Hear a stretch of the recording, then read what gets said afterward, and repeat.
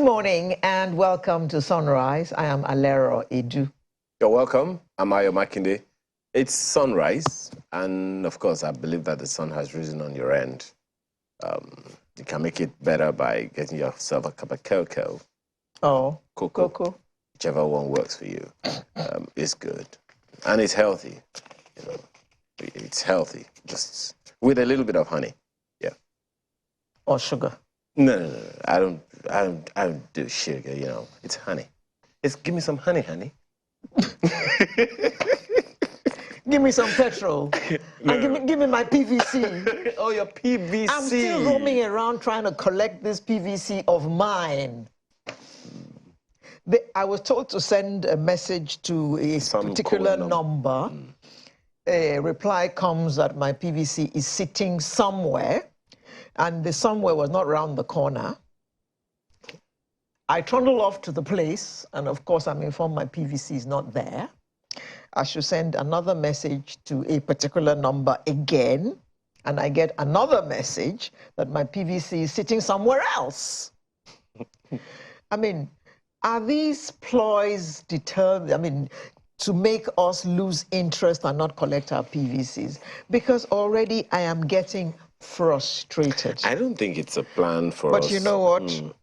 No matter how you try to frustrate me, I am going to get my PVC. We still have some days, right? Like Yoruba says, Ntoba magba, lamafun. Whatever it will collect, you will give it. We will give it. But we will collect PVC. By all means necessary. We will collect PVC. You know, I don't think, and for this should put the minds of many people who are probably, I know that you're just saying this for conversation, who are probably thinking that maybe that I will collect my PVC. That is a ploy to disenfranchise. I don't think so. Who knows? Nobody knows. But why are they giving conflicting signals? Why make the PVCs if you're not going to give it to people? Do you understand? It's a whole lot of money. Because the place I went to, stacks and boxes of them. So which haven't been collected. And people have been deployed all over the country to give people their PVCs. In fact, I saw 1 or 2 videos where INEC officials deployed to various parts of the country were complaining that people weren't coming to collect. When I went to get my own PVC, I was saying, you know, woman, we understand that there are stacks of PVCs, yes. You know, I said, no, people are actually coming to collect in droves. I said, really? I told you about the first time I went to the local government office, that the place was crowded. And I said, really? I said, yes. I said, well, how about all those ones that we hear were, you know, found in gutters? On untoward places? Those ones are not the new ones being printed. Okay. So which ones are those ones? Does that mean that those fellows have been disenfranchised? They're never going to get their cards again or what? No, they're all dead. Oh. Anyway, so that's that, you know. And so I'm wondering how people who can get their PVCs will not be able to collect when they actually should be able to get their PVCs. So I'm of the opinion that, you know, INEC still has its job cut out for it. And we also have our own jobs of mobilizing ourselves to ensure that we do the needful. Because at the end of the day, as I said, every day on the program, you must have seen it. Go get your PVC. Yeah. You paid for it. Yeah, but what about those of us who are making the effort and we're not succeeding, and we have to go and go several times before we collect? They keep sending us to different places. I can't make where any the excuse. PVC is not. I can't make any excuse for INEC, because they should know that deploying 93 million voter cards to Nigerians is no mean feat. Can't be easy. So I can't make any excuse for them. They must have factored all of that into into the jobs that they have to do. So hey. And I said, give me some fuel. Give me my PVC. Give me some fuel. My colleague Bukola said in the course of this week she bought fuel at 270 naira per liter. I drove into a station. Okay, no. There was another friend of mine said she bought at 270 naira per liter yesterday. I bought at 205. I have bought at 230, 235, 240, 250 in this one city of Lagos. And it depends on where you go. Yeah. Now, even NNPC fuel stations aren't selling for 165 any longer. The least you get is 169 naira. There are NNPC fuel stations that are selling at 170. Whether or not they are sustainable, that's another thing altogether. As a fuel station that I usually get, yesterday I got there, I still saw 170 on the board. And when I got in at the pump, 205 naira. Those boards don't mean anything these days. And have you seen that the queues are getting longer and longer? Yesterday's, when you guys reviewed the papers yesterday, you said, okay, government now has said that fuel should be sold at 185 It's on the naira. front pages of The Guardian and a number of other papers. Yes, but by evening time, government came and said, no, no, no, no, we did not say so. But there was one, anyway, we are journalists. Let the government come. If you said that you haven't said so, do we have enough fuel? If we have enough fuel, they always say we do. How come we have scarcity? Let there be an explanation for it. I mean, the queue on what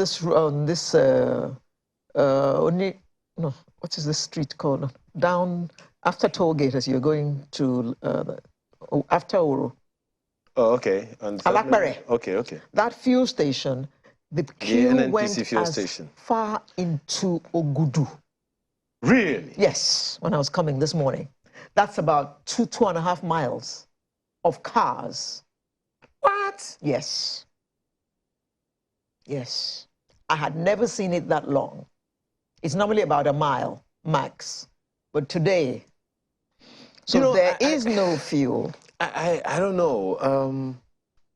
I don't know. And then, that's perhaps the reason why at some point the Lagos State government says you guys are causing huge too much traffic. Yeah. We're going to have to monitor, and deal with that and all of that. And I understand you said that they have reversed. They said they didn't say, well, they said there's no reason for them to close at 4 p.m. anymore. So the traffic can continue. What? Because, last month, give it to last month. They tried to control traffic, but then we Nigerians, we. On your way here this morning, they had given up because there were 2 queues instead of 1 at a filling station on this on the expressway. Come on. They were just hanging around chatting. They had given up. Come on. They had given up. Look, if you had 1 queue, this is why some people will still remember with some form of nostalgia what the Buhari government of 1983 did. War against indiscipline. Kai. No, why? That was why. Oh, why? It was Lagos State government that came up with Kai. Okay. Kick against indiscipline. War against indiscipline. Oh, yes. There was a video clip that was shown on channels yesterday of a scuffle between a soldier and a policeman. Okay. You were part of that. No, I wasn't part of the people fighting. No. Part.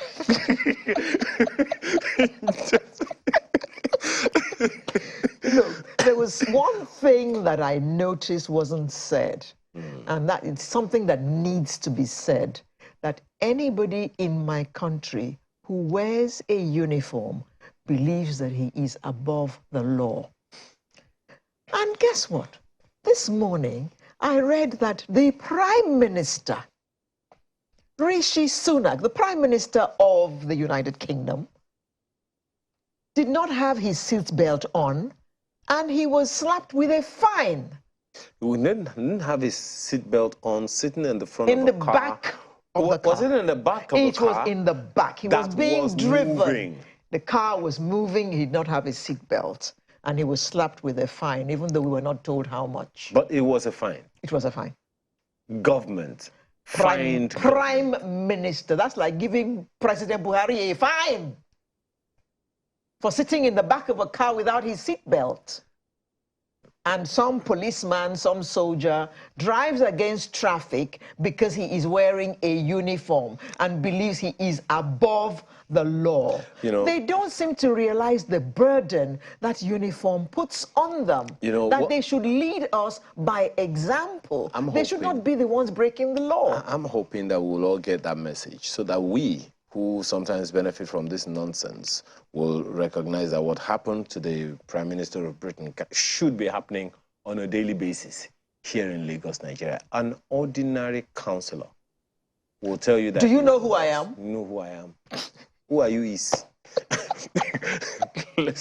So, you know, sometimes you find these people, you know, in the front of the vehicle, no matter what the uniform, even if it's NSCDC uniform, so long as even if it's Lagos Neighborhood Watch uniform, you think that you are a public servant. Servant is the operative word there. Servant. Please. You get paid by the people you are trying to boss. Please tell them. You are a servant. Tell them, brother. An employee. Tell them, brother. The people you are trying to boss pay your salaries. Who's going to give this message to? I mean, why do we need to even preach this? You, how do you say it? You beg to apply for this job. Now you are trying to boss your employer.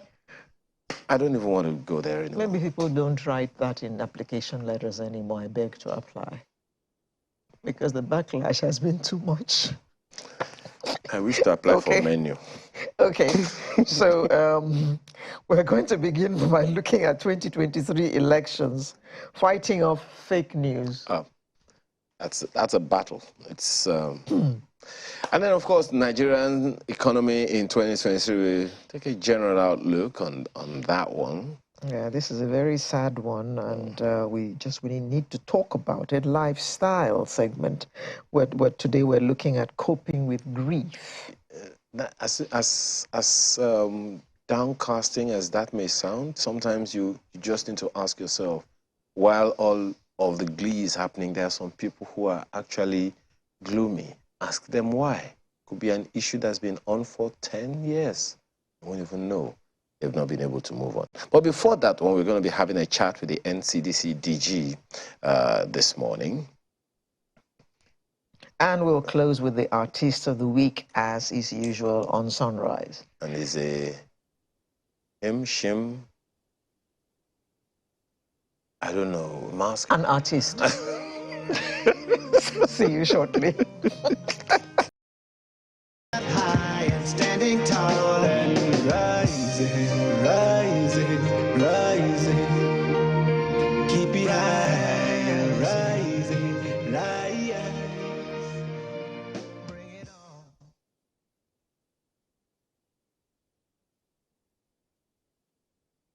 Thank you for joining us this morning. Now, before we get the show on the road, there was something I forgot to mention at the opening. This new currency. Somebody went to the bank yesterday to collect 50,000 naira. He got 6,000 naira in 1,000 naira notes in the new currency and got 44,000 in old notes. And I was reading yesterday that the central bank said it was going to fine banks who were not coming to collect money to transfer to their customers. The central bank, from information that was also made available yesterday in the news, that any bank, that we, the people, are now free to reject. So, my friend, you know yourself, I'm talking to you now. Take that 44,000 naira back to the bank and tell them you don't want it. Because one of these cashiers told me that, look, they have an order to put only new notes in the ATMs. Well, the ATMs, yes, but this person went to the bank. Let's see. Maybe they have started at ATM. Small. We have until 31st, Abi. I also saw one picture. That's only 10 days away. So the mop-up should have started. Look, the mop-up has started in all other ways. I saw a picture this morning. I think it was this morning I saw the picture of of a stack of 1,000 naira notes, as in tall, maybe like up to my knee, and wide. And the caption says that politicians are giving out the money that they couldn't take to the banks. So the mop-up has started. The people who collect it are going to take it to banks. Why wouldn't they take it to the bank? How are you going to explain it? Okay. I did a contract and I was paid in cash. Please, let's go to the... I hope that was not fake news. Yes. So elections are about a month away. And the plot is thickening. And the federal government has raised the alarm over what it called an increasing resort to fake news and disinformation by a section of the media, warning that this portends a serious threat to the success of the 2023 general elections, which is being keenly contested. Information is fast becoming the most fraught battleground through different platforms. People share propaganda as videos, made-up quotes, and as fabricated articles made to look authentic in an attempt to push a hidden agenda. And guess what? Social media is not helping anybody. Everybody is now a citizen journalist, and everybody is posting all kinds of things. But we forget that we can actually check before we repost or share. Some of those things are just difficult to doubt. When I was growing up, we heard that pictures don't lie. Oh, guess what? Barrister sang, Sikira Inde Barrister, a Yoruba musician, sang, there is no cheating in pictures. No. Now, as you sit down, you go find yourself when the photo come out. These days, before the photo come out, you can see. You have seen all kinds. Background can be removed, your mouth can be moved. I mean, please, let's just get on. I mean, someone said to me, you can just sit down quietly and be moping, and they can make your lips move, and they can make you say things that you had no idea you could say. Oh, yes. How come George Washington is speaking on that dollar note? You know, let's Anyway, to look at this issue of fighting fake news this morning, it's my pleasure to welcome Kabiru Danladi, lecturer, Department of Mass Communication, Ahmadu Bello University, Zaria, who joins us via Zoom. Good morning. Good morning. And also join us with him right there is Mayowa Tijani, who is a journalist and a fact checker as well. Thanks for joining us. Oh, a fact checker. That's making this thing more interesting. Now, Mr. Danladi. Yes. Can you tell us exactly how all this started? Is it part of politics? Because as we're getting closer to the date, it is intensifying. Yes. Fake news has been part of us, I think, since the First Republic. Initially, when there was no social media, it is very difficult for this kind of information to move quickly.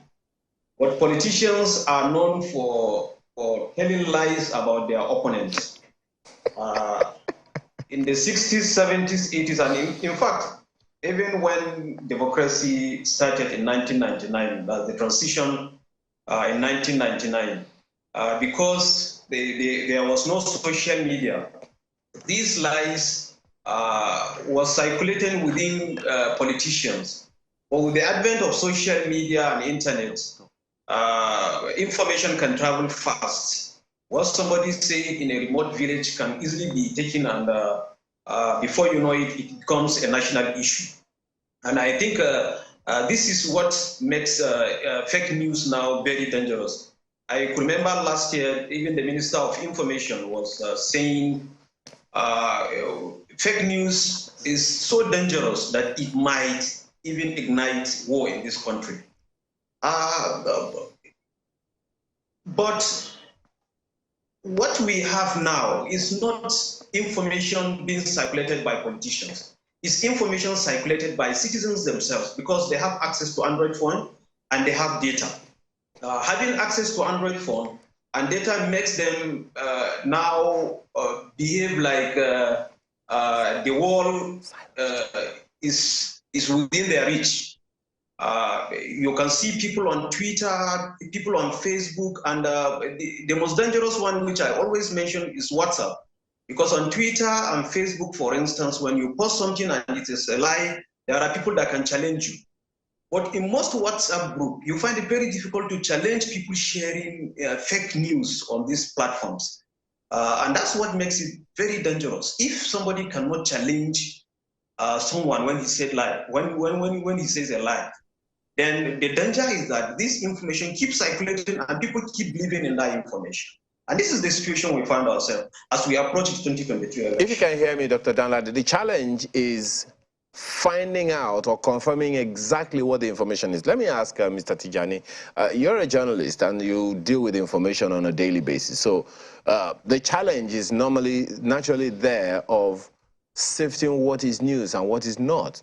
But in these days, for a trained journalist, that's perhaps a little easier because there's all the ethics of journalism, balance, fairness, and all those things. I don't know how that plays out with what is now known as citizen journalism, when anyone can just receive and repost anyhow.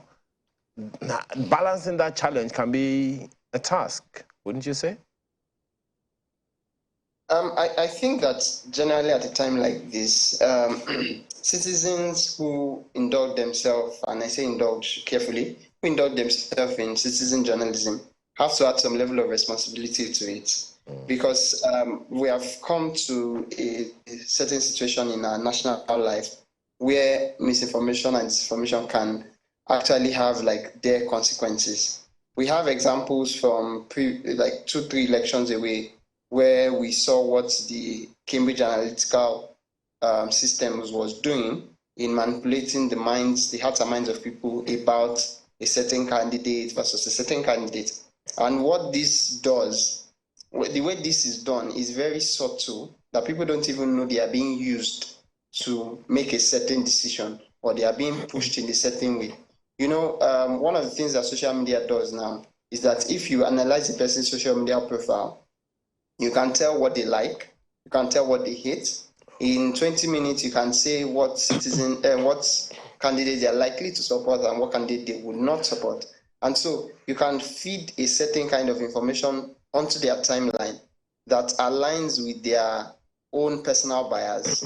And when something aligns with people's bias, it's very difficult for them to make a clear decision about that kind of information, which goes a long way in deciding. You know, a lot of people on social media don't know it. They say they are doing citizen journalism, but they don't know that many times some of the things that they are sharing, there's sort of a background to everything, that they just think that they are doing things according to how they want to, but they don't know that someone else has profiled them and pushed that kind of information to their timeline, and they have amplified it because it aligns with what they believe in. And so I feel like when it comes to citizen journalism, there needs to be responsibility. Okay, Mr. Tijani, just staying with you before we go to the fact checker. Quickly, what is the difference between misinformation, disinformation, and malinformation? Okay, so for misinformation, this is, should I say, wrong information that you share without intent. So you see a piece of information saying somebody has endorsed a certain candidate. You as a person, you are not the one who intentionally started that piece of information. So that, if you share it, that's misinformation. Then when it comes to disinformation, disinformation is what you deliberately cook.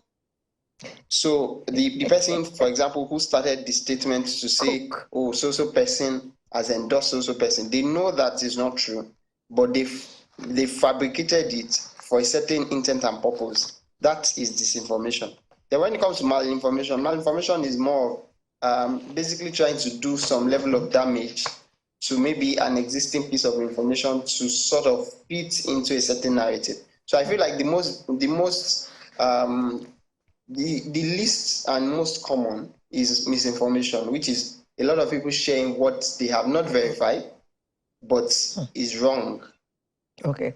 Talking about what hasn't been verified, we've since been joined by Mr. Silas Jonathan, who is a fact checker, open source investigator, Center for Journalism, Innovation and Development. Good morning, Silas. Thank you for joining us. Good morning. Good. And it's a pleasure. No, so now we're in your turf now. fact-checking. All kinds of things appear on our phones, on our WhatsApp, whatever. And we don't know how true or how false it is. We just share. We forward. How easy is it for us to fact-check the things that come in? And how do we do it? First of all, I think it's something just anybody that knows how to use a digital device could do. I mean, the preliminary level. But I think one of the things that makes people not even willing to do a certain level of fact-checking is because there is a confirmation bias. People just want to share things that sits with their own belief. They want to share things that seems to go with their own ideology. So that's one of the problems that I have noticed that is really taking people away from even attempting to fact-check. Nonetheless, one of the first steps that anyone could do using a digital device is to, first of all, question the picture, question the narrative. Just look at it and question it. Could this be true? Putting away your biases, putting away your own self-belief. So if it's in the context of a picture, you could just easily use your mobile device to do a Google reverse image search. Well, Mr. Jonathan, just 1 second. Just 1 second before you take us through. Just 1 second before you take us through all of that. You know what to do and all of that. We'll get to it now, and I'm sure Alora is already trying to take notes of what you're saying. Exactly. You know, in my head, you know that there is an intent. Yes. Now, once it fits into the narrative, both of you, Tijani and Jonathan, you have agreed that there is always an intent behind every fake news. If the fake news intent is already being played out, and it, as you both have said, aligns with my bias, why do I have to fact check? I already believe it because it's what I want to believe. And you are happy. And I'm happy. So what would be the motivation? Perhaps we should start from there. What would be the motivation for me to go fact check? Why do I need to? It already fits into what I want to hear or see or share. Yes, I think this has always been the challenge for even us fact checkers, and I'm sure Tijani would agree with me. That's the problem, of course. But the motivation to fact check should always be for the singular reason that's kept the world together, which is truth. Truth. I think citizens who want to see the best, who want to be able to see the change that they look for, who want to be able to see a society that is peaceful, that is serene, then they should be motivated to do that based on the factor of truth. Truth should be the leading factor that should motivate anyone to want to fact check beyond biases. Yeah. Ask you know, Dr. Danladi. You've done a lot of research on this, on communication, on this fake news thing. You've done some research on political communication to some extent, especially as it concerns people. And I'm glad that you've also looked at one of the biases of culture. How significant is the role of culture in this whole fake news narrative, this misinformation or disinformation narrative? How prominent, how significant is culture, be it ethnic culture or people culture generally, in this whole thing? And what do we need to review it? You know, most of this fake information are shared to WhatsApp group, family group, professional groups, religious groups. So when you share, for instance, if my imam shared an information, the likelihood of me coming out to tell my imam, for instance, or my dad, or my uncle, or my mom, to tell them that the information you are sharing is not true, is very, very low. Even if I'm going to say it, I'm not going to say that they are lying. I will just find a way of telling them that information like this do happen. You know, saying something like this also affirm what the other person is sharing. In a research we conducted here in Zaria on what people share fake news, most of the people say that they are sharing it because they respect the people sharing the information with them. Oh. For instance, now, I know maybe Jonathan as my friend or my brother. If he shares information with me, the chances of checking whether the information he's sharing with me is true or false is very low because I trust him. That trust is what will make me share that information, one. Secondly, people share information because they feel it aligns with their bias. You know, Elewu and Katz gratification theory. People feel this information aligns with my own biases. For instance, I'm supporting a candidate, and the information shared about the other candidates is either bad about him or good about him. So I feel the urge to share the information quickly. Other things that make people share fake news are just to share it so that people will say that they are the first to share the information. And the bottom line is that we have a low-level media literacy in this part of the world. First of all, people think that whatever they see on the internet is true. And as you mentioned in the other discussion you made, before, when you see a picture, they say a picture speaks 1,000 times than a word. And now pictures being shared are manipulated to such an extent, you need an expert to look at the pictures and say that they are not true, or video. So you find it extremely difficult for someone with low media literacy and someone who is involved or who is part of a group, a family group or a professional group, to challenge someone sharing information like that. This is where culture comes in. People share fake news because they feel people forwarding the information to them are trustworthy or people they respect in the society. I think that's what even escalates the issue of fake news in our own part of the world. Well, Mr. Tijani, so here we are. For the benefit of, just before we get into verification processes, you know, we know that people share fake pictures, fake manipulated videos. Sometimes you just wonder how these things do happen. I mean, people will sit down and make George Washington speak Yoruba. For God's sake, how the work that people do, I mean, to sit down to cook up these things, it's amazing. What are the implications of these things? It's not just, I mean, we're talking about it for the elections now, and already, you know, there is a heightened sensitivity in terms of security and all of that. The same thing happened during COVID. People were taking in all kinds of things just because they were told or the information was shared to them that this was going to deal with it. And God knows what else is going to happen. We understand there is an outbreak of diphtheria now, and people may be receiving all kinds of information as well.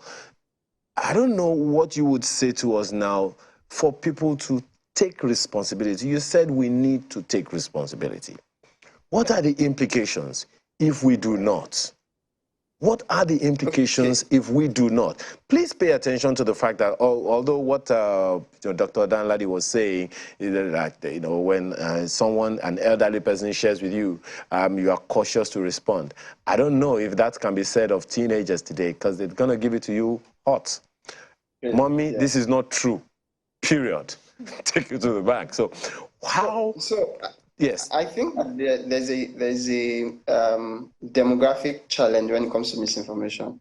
So people from my generation and younger, when they see something, when they hear something, there's a slight likelihood here and there to question it. Now, people older than me, and of course into the 40s, 50s, 60s, their tendency to question things reduces. And let me put it in context. they lived in they grew up in a generation where seeing is believing. So if you see a video of something, you definitely believe, I saw it with my Koroko eyes. And you know, so when they see a video of, like you said, George Washington speaking Yoruba, they say, yes, they saw it. And you say, Mommy, George Washington died over 100 years ago. And they say, no, I saw him, you know, and they insist with you. And it's as a result of the kind of upbringing they had that, okay, once I can see it with my eyes, I believe it. If somebody tells me, maybe I may have doubts about it, but I saw it. And so the consequences of that is, for people sharing misinformation and disinformation, one thing we know is that there is a varying degree of danger that comes with it. We can have situations where people make maybe as simple as voting for the wrong person. And we can have situations where misinformation and disinformation can actually lead to deaths. Because we've seen situations like that. We've seen, for example, like you mentioned, during the COVID pandemic, we had situations where people were taking drugs that were not for a particular disease, and of course, it ended up affecting them. Some of them died. Now, that's direct influence of disinformation. So when we think about it like that, okay, this thing I'm about to post, it has the capacity, one, maybe to do something as little as making someone make the wrong decision when it comes to voting. But it also has the ability to still go as far as causing ethnic division or ethnic outbursts between one region of the country or the other region of the country. Once we start thinking of it that a simple tweet, a simple story, a simple WhatsApp broadcast can lead to people losing their lives, then that sense of responsibility sort of comes on us afresh. And so that's one of the things that I'm also trying to get that message out there, that don't look at it as just one small message. Of course, maybe to you. In fact, in some situations, it's just satire. You are trying to catch fun. But someone else reads that information and reads it literally, and they are not getting the fun in it. It's lost in translation. And then they are making decisions based on that. So these are the dangers. And of course, when people start thinking about it, that it could go as little to as grave as people killing themselves, then we begin to make better decisions with what we share. Mr. Jonathan, if mis and disinformation is capable of driving people to war or to kill themselves or kill each other, then we cannot overemphasize the importance of fact-checking. So please go ahead and tell us how we can fact-check. This puts more responsibility on us now to ensure that we fact-check before we press forward or share. Yes, so 50 years ago, they say seeing is believing. But now, at the digital age, seeing, verifying is believing. So when you see anything online, and especially I noticed that fake news is usually viral. So when you see anything and then you have doubts, because usually doubts go there, but if you don't see any doubt, but then you want to share, I think it's important that first of all you do the three things, and it all depends on what the content is. If it's a picture, I was saying earlier, you could simply do a Google reverse image search to help Google you what? with the context. I beg your pardon? When Google? you do a Google reverse image search. Revert. Reverse. Reverse. Reverse, like a reverse. Google reverse image search. Go ahead. When you do a Google reverse image search, it helps you with the context of where the picture has been, who has shared the picture, and possibly the real story behind the picture. So it would help you to know what you're about to share. If it's a text, maybe a body of text going viral on WhatsApp or on Facebook, you could just copy the headline or just parts of the text and search it on Google. Possibly you would see other details about it, or if it has been fact-checked somewhere else, or if it's even on the news. Sometimes what I tell people is to just check the information online. has it been published by verified news media, or is it just on blogs that have no credibility? So checking it on Google just to see if it's published on is another verification I also advise people to do. And also there is a free tool, and it's open for everybody. I'm glad I'm saying this here. It's called InVid Video Verifier. InVid, INVID. You could just install it on your laptop. You could install it on your laptop. This will help you with video verification. And I find this easy because I think anyone could do it with digital knowledge. You could just upload the video on InVid, and it will give you further details where the video has been. If the video has been doctored, results will show. And then you would know what you are about to share. Yes. And then finally, doctored images. Doctored images can also be analyzed on photo forensics. Photo forensic is also a tool online. It's free. People can access it. Just dabble around and see if an image has been edited on photo forensics. You just type photo forensics on Google, and the tool is there. Yes. And finally, especially on Twitter, we are currently doing a study, and then what we're seeing is that there is a mass influx of bots, that's fake accounts on Twitter that are promoting false narrative, influencing conversations and putting people off. We noticed that there are lots of accounts on Twitter right now in the Nigerian Twitter sphere manipulating conversations. There is a tool that could help people also to sort of classify fake accounts from actual accounts, because when you know that an information is coming from a fake account, already you know that the information is not legit. So there is a tool called Botometer. Botometer, B-O-T, like bots, then Botometer. All you need to do is to just copy the account that you feel is manipulative or that has some doubts, and paste it there. You would be able to know whether it is a bot or a real actual account. And then finally, there is a rise of, you mentioned a video of George Washington speaking Yoruba, actually caught a laugh after it. These are deep fakes, and then we are seeing a lot of them lately, and it's amazing where we see politicians saying something that maybe is out of context. There is a tool also, this is a free tool.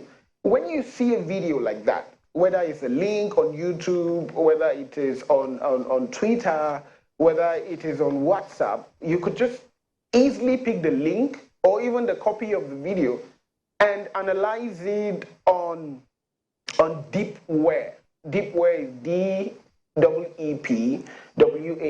Deepware AI. It's a free tool, online tool. Anybody could access it. When you just put the link, and it's easy to use. Just when you go there, you could just be able to navigate through. It's not something very complicated. So when you go there, all you need to do is to upload the link, and then, or you can upload the video, and then it will just analyze in seconds. So if the video is a deep fake, it will give you by percentage. If the video is it's not, it will also give you the percentage. And then, lest I forget, I would also like to mention this one. There are lots of fake links on WhatsApp, fake links on fake websites on Twitter offering people scholarship, or they claim one politician is giving out money, and then when you try to click it, you are scammed, or you're taking out your money is being extorted. When you see links like that, and I see most times people ask me, say, is this true that the immigration is recruiting, or is it true this is happening? Anybody could just do this. Just go online, and there is a link we call Scam Dog. ScamDoc is also easy to navigate. All you need to do is to copy the link of the alleged website, just put it there, and when you analyze it, you will see reviews, whether it is fake, whether it is scandalous, and so forth. Yeah, okay. Thank you. Dr. Danladi. I know I said a lot. The elections are coming up in about a month. So we're going to be seeing a lot of things, a lot of information. I'm not going to describe whether they're mis or dis or mal, but a lot of information is going to be coming in to influence our decision regarding who we're going to vote for. Is there a way we can avoid election misinformation? I can't get the question. Please, can you repeat it? Because the network is breaking. Oh, I said elections are coming up very soon. So we're going to be getting a lot of information to help us determine or to influence our choices when we go to the polls. Is there any way of avoiding election misinformation? Network is breaking. Oh. Network is breaking. Can you hear us? Can you hear us now? Question? Okay. Let's ask, that same question from Tijani. Mr. Tijani. Tijani, did you hear my question? Mr. Tijani? Yes, yes. With the election coming, of course, just less than 40 days to go, the misinformation and disinformation at this season is going to increase. We are going to see a lot more of that. And I think one way in which we can deal with it is as citizens who maybe are not ready to go through the rigor of checking deepware or using bottometer, is to stick to verified media platforms. So if over the years you've come to trust that this particular media house always puts out what is right, there's no manipulation or all of that, then you stick to that. You watch out for what they're saying from time to time, and then you hear from the candidate directly from those sources. I know that there's a little challenge around that, considering, not every candidate has the same amount of airtime. But as much as possible, beyond even the airtime, maybe online newspapers, TV, terrestrial TV, and then the official handles of those candidates, then you can get information directly from there. When you see anything that you consider that, oh, this feels good, especially when you're aligned with your bias, consider yourself, say to yourself that you're a responsible person and you're not going to share something that is false. So take your bias a little out of the way and try to check with those media houses and verified handles that you now trust, and then find out if what you're seeing is true or if it's false. And of course, if it's false, despite the fact that it aligns with your bias, be one of those people who would call it out, who would say, this is not true. I'm supporting this candidate, but this is not true. I'm supporting that candidate. I'm not supporting that candidate, but this that you said about them is also not true. So that way, we can be responsible journalists, for those of us who are professional journalists. We can be responsible citizen journalists, for those of us who are taking on that cap. And then we can generally be responsible citizens. Mr. Mayowa Tijani, who's a journalist. Of course, when you deal with conventional media, when they make a mistake, they probably the next day or so, they publish a corrigendum, so corrigendum is correction, just... But when you depend on all these various online things, and you depend on citizen journalists... Only because it's salacious. It's tasty. That's all I'm going to say about that. Thank you very much, gentlemen. We had Mr. Mayowa Tijani, who's a journalist, who joined us via Zoom, as well as Dr. Kabir Danladi, lecturer, Department of Mass Communications, Ahmadu Bello University, Zaria, also via Zoom. And we had Silas Jonathan, who joined us from our studio in Abuja. Mr. Jonathan is a fact checker, open source investigator, Center for Journalism, Innovation and Development. Thank you very much, gentlemen, for joining us this morning to look at this topic. Sunrise will return in just a moment with another interesting conversation. Do stay with us.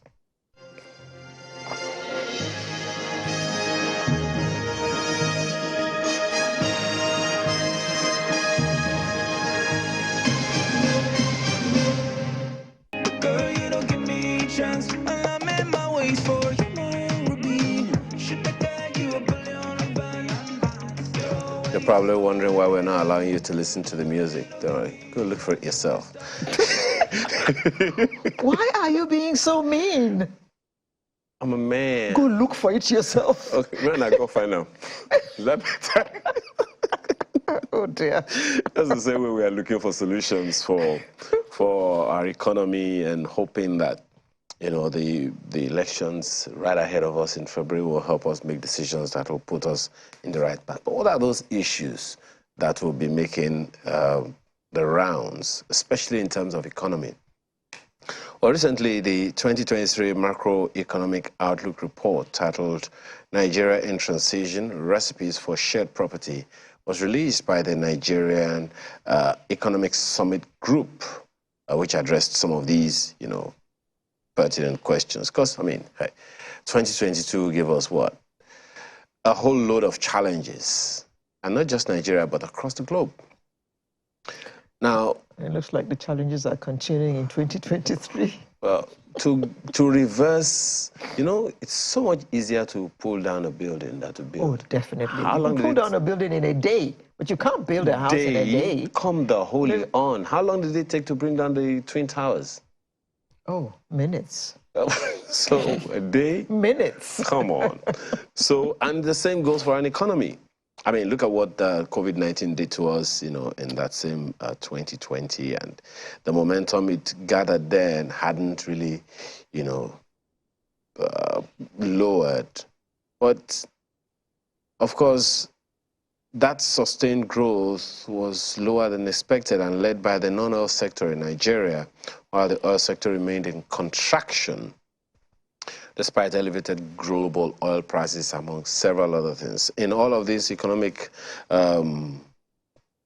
speak, my favorite topic is usually the micro, small, and medium enterprises that takes care of a huge chunk of unemployment challenges in any economy all over the world. But you know what do I know? I'm not an economist, but we have two gentlemen here with us this morning to talk us through some of the issues that line up for us in the year 2023. Dr. Olusegun Mishakin is Head of Research and Chief Economist at Nigeria Economic Summit Group. Thanks for joining us this morning. Thank you for having me. As well as Taslim Shitabe, who is the Chief Economist and Managing Editor at ProShare Nigeria Limited. Thank you so much for your time today. Thank you for having me. Well, let's begin with you. Your organization put out that report. Perhaps it's good to even begin by asking, what are the objectives of that report? Yeah, like you said now, we've been in this situation since even before 2020, before the COVID pandemic. And it's not just about Nigeria, it's a global issue. And so if you track the impact of, let's say from 2020, you track the impact of COVID-19 and some other macro shocks globally on the state of the economy of Nigeria, you are likely going to observe two striking issues. Number one, that globally, nationally, in the case of Nigeria now, our productive capacity has been weakening. In other words, we are not doing fine. We are not, sectors are not producing well. Government finances is weak. So on that surface, you will notice that the economy is not doing fine. Pretty good.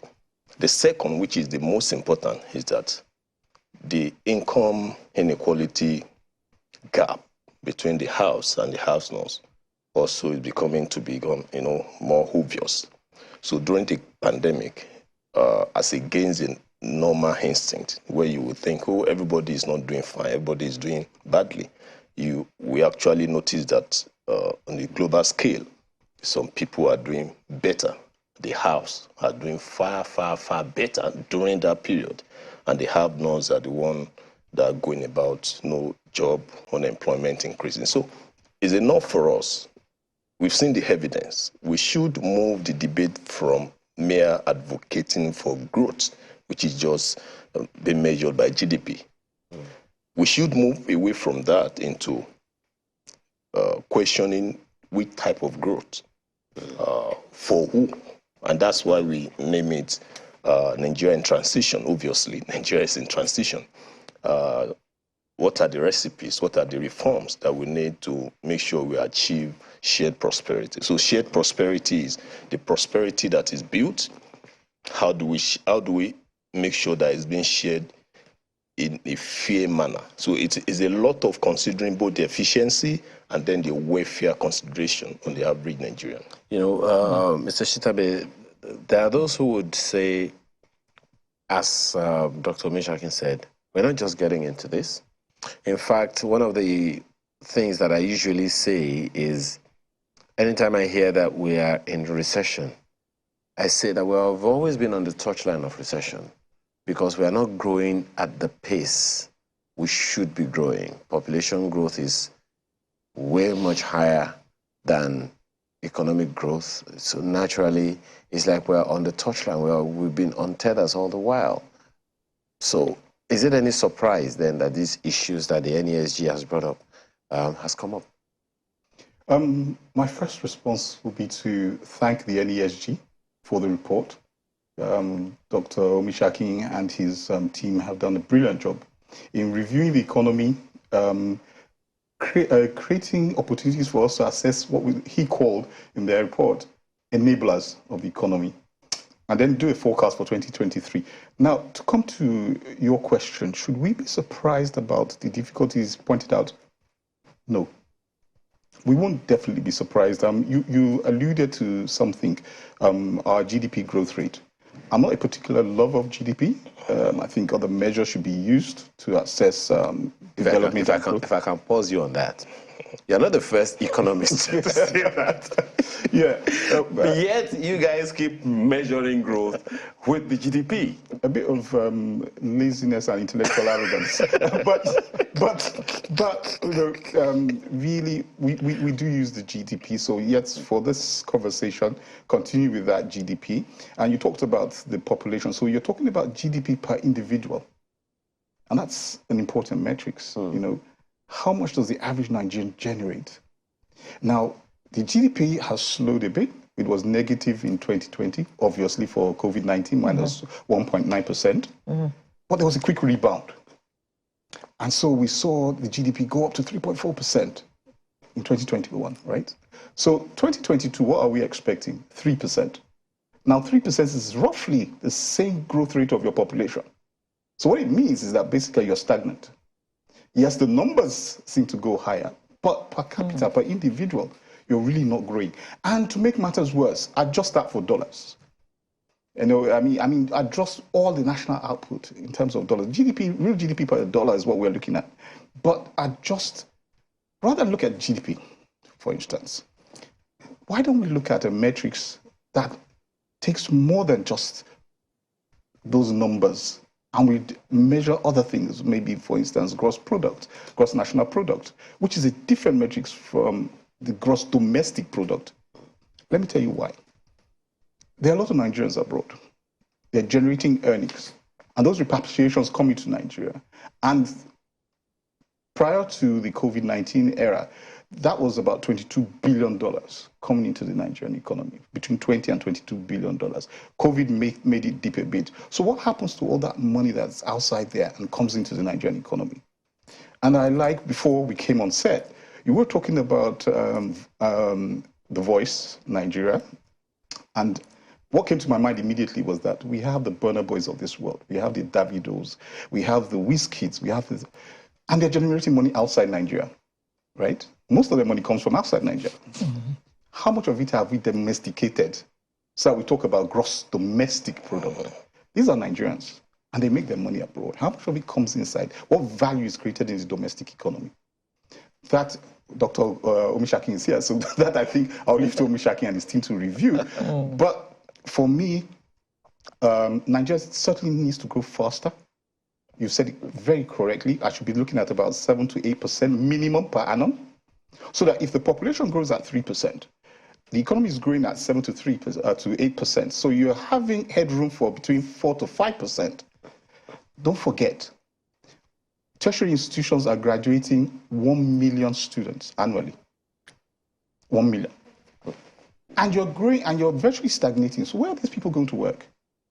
And if you don't put them to work, how do you generate the income, the domestic income we're talking about? How do you generate it? We need to put people to work. And therefore, the economy needs to grow. And so far, that hasn't happened. Economy needs, Dr. Mishaki, sometimes I get the impression that when you economists talk, you're talking academically, because you're giving me GDP, you're giving me this growth and that growth. But the person who's watching us this morning wants to know how what we're saying here is going to affect his life. He's earning 30,000 naira a month. He has to buy 3 tomatoes at 500 naira. How is he going to stretch that 30,000 naira to last him till the end of the month? That is more important to him than what is the GDP and what is this growth and that Oil growth rate. theft and all those. And all that. And there are 133 million people living in this space that I'm talking about who want to know how their lives are going to improve this year. Yeah. Unfortunately, you are right when it comes to using jargons. That's how most economists are trained. But again, the fact is exactly what we are saying is the same thing. You earn 30,000, it's still part of the GDP. Either you measure it from the consumption side or the expenditure, it's still the same idea. So there's not going to be a marked difference between the story is telling us that looks like technical something and the average reality outside. It doesn't look like technical. It is technical. So every reality is technical. Go outside. I don't need to see what is outside when I receive the news that NBS has released the report GDP. I don't need to know who is suffering. I will know that somebody is outside who is suffering, even though I've not been there. So it's simple. That's how we're trained. Yes. Show me the data.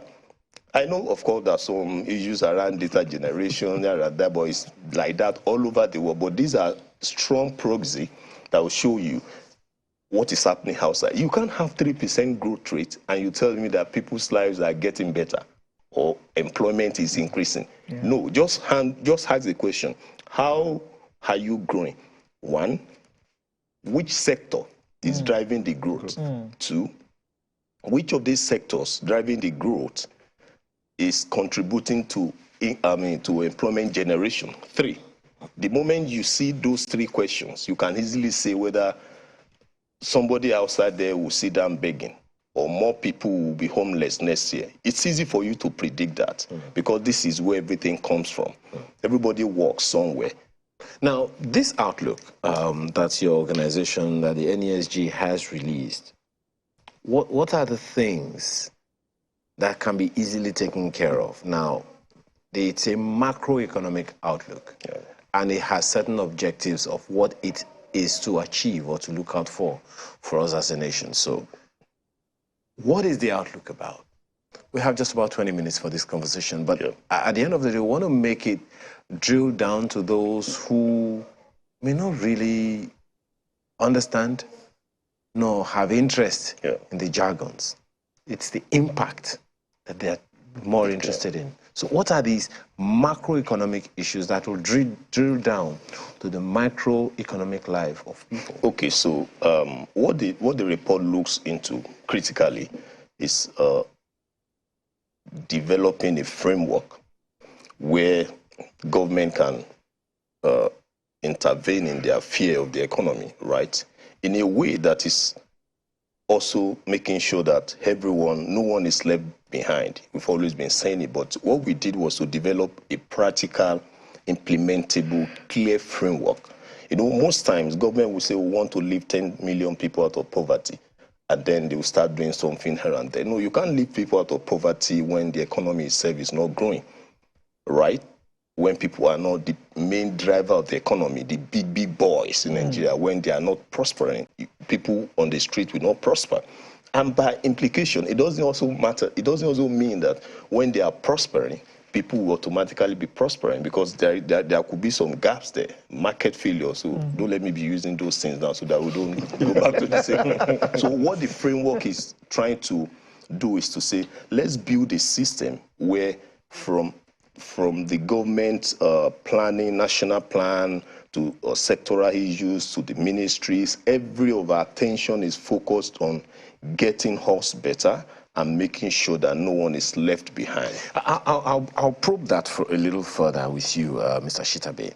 I like the fact that you spoke about a need for us to sit down and chart a direction. Yeah. The question for me here is, were we ever lacking in direction?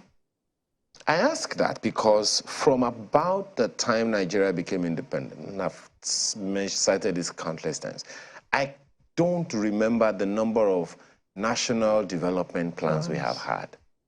And I expect that that's what this whole report is about, national development, right? Not just that. It also looks at some points you're about to raise now as to the challenges, some of the problems we've been having in the series of national development plans. You spoke about the fact that there needs to be a direction. Yes. Were we lacking direction, ab initio? That's a pretty tricky question. Put me on the spot there. You are on the spot already. You know, I ask, my apologies, maybe to help, because, I mean, citing the fact that we've been having national development plans, I assume that some of these whole, there's a machinery of government and private sector participants or practitioners that are supposed to be working towards a direction. For instance, you're talking about certain countries, that, okay, when you mention this country, this is what you have in mind. When you mention this country, for instance, there was a time where when you're talking about machinery, you're either talking about Germany or Russia. That's the question. That's the reason I'm asking that question. Are we lacking in direction ab initio? Yeah, let me put it in this context. Under the erstwhile military administrations, we had those 5-year rolling development plans, and there was a sense there was this sense that they were heading towards something. What it was, we didn't have a collective buy-in. I mean, it was fiat. There was really no private sector engagement and all that. And what Doctor has said is that now we will perhaps have greater private sector input into this decision-making process, and that is very critical. Because this private sector is going to be one of the key drivers of the process. So the development plans we have now are different from under the military, where it was more command and control. This is what we want to do. So all of you just fall in line. So in terms of economic development now, is there a direction? Because, what has been, which we all can validate this, is once this government is in place, it runs this program and it gets to a particular point, another government comes in, the likelihood of that idea being jettisoned is high. It's the reason we have Ajaokuta still rolling, Ajaokuta, project stagnated since like in the 90s. Yes. So how do we ensure that buy-in so that we've had amazing plans over the years. So how do we ensure that this buy-in is there? Everyone who needs to jump on the bus is able to jump on the bus, and it is sustainable, irrespective of what government comes in. Great question. And when you mentioned that Ajaokuta, I took my mind to Iwopin paper mills in Ogun State. The mill was commissioned by a late head of state who used to wear dark glasses. Not one single machine was removed from the crates. This was a project sponsored by the African Development Bank, and it's still there. And in fact, the whole concept of the J5 forest was to feed the Iwopin. So what you're saying is quite correct. We just tend to start a project, commission it, and that's the end of it. And nobody follows through, which is what I said. The NESG, for instance, is now providing a framework and saying, you know what, government, you've done well. However, this is the pathway. These are the key drivers of this process. So you are now having the private sector buy and saying that let's come together to the table and look at this plan. And this is where we think you can come in. This is where the private sector can come in. So it is clear. Now, let me give you a quick example. You take a country like India, for instance. India has what we call deal counts. You go online, you see the number of deal counts. They'll tell you the projects are the projects we have, 15,000 projects. So private sector, where do you fit in? Which one are you interested in? This one can give you a return of this. This can give you a return of this. This will involve this capital expenditure. Nigeria doesn't even have a register of national assets. But Mr. Shidabe, the same government that invites them to take part and be part of the big picture is the same government that frustrates them with multiple taxation and drives them out of business. You know, the point you made now is a valid point, and I think it's treated actually in the NESG report. Proche has actually also done a report on this. He expanded on the theme of the NESG. But the truth is this: Nigeria has a revenue problem. That is the truth. We have a revenue problem. We need to grow our revenues. Now, how we grow those revenues is another conversation. Must we tax people to death? Must we tax corporates to death? Yes. That's the big question, right? So do we have a revenue problem? No doubt. And it's going to persist into 2023. Yeah. We're going to have that revenue problem. I mean, see, you're already talking about 11.3 trillion naira in deficit. Deficit. We're talking about we're going to do revenues, projected revenues, and look at it here. We're doing projected revenues of 10.5 trillion, right? Now in 2022, what did we do? Just slightly over 6 trillion. So that, and between 2022 and 2021, we just increased by 1 trillion. So how come in another 1 year we're doing 4 times that amount? In other words, we're growing 4 trillion. How do you get to do it? How do you get to grow revenues by an additional 4 trillion? The only way to do it is either you expand your tax base or you tax people more. And then we're talking about we want to grow at 3.75%. How do you do it? So there are a lot of convoluted problems, but I think the elements of the solution are contained inside the NESG report. Talking about the how is what a lot of people are talking about when they hear these politicians during their campaign say they're going to do this, they're going to do that. And among the things they've been campaigning about is they're going to move Nigeria from being a consumption nation to a production.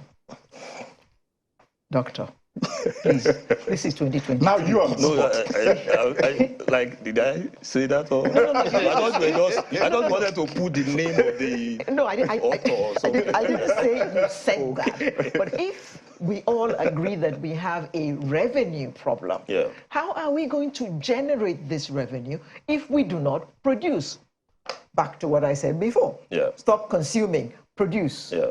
How are we going to do that? Yeah, I think everyone is just, we all know we have big, we all know that there's a big, the problem, the challenge is big. We easily hide under the global dimension to say, oh, global problem here and there, Russia, area, okay. When those things are gone, then we'll come back. Still be in square one. And I love, to answer that question, I love the dimension where you talked about the will to execute. Some people can say, oh, we've always been having plans, but we don't have the will or something. So that talks to the role of the state and the economy, right?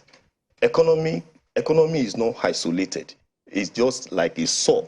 It's not, there's nothing you can do. Who determines everything? Are the people who are there, the president, the governors, the senators, until they sit down to say this is where we are going. All we can do is to advise, and we've been doing that for long. Imagine there is no institute, there is nobody to tell the government what to do. All these frameworks and documents are getting to the government. We are engaging them. And indeed, there are so many government positions that you will see today that as a result of this initial engagement. So if we leave them without any advice, probably will not be here.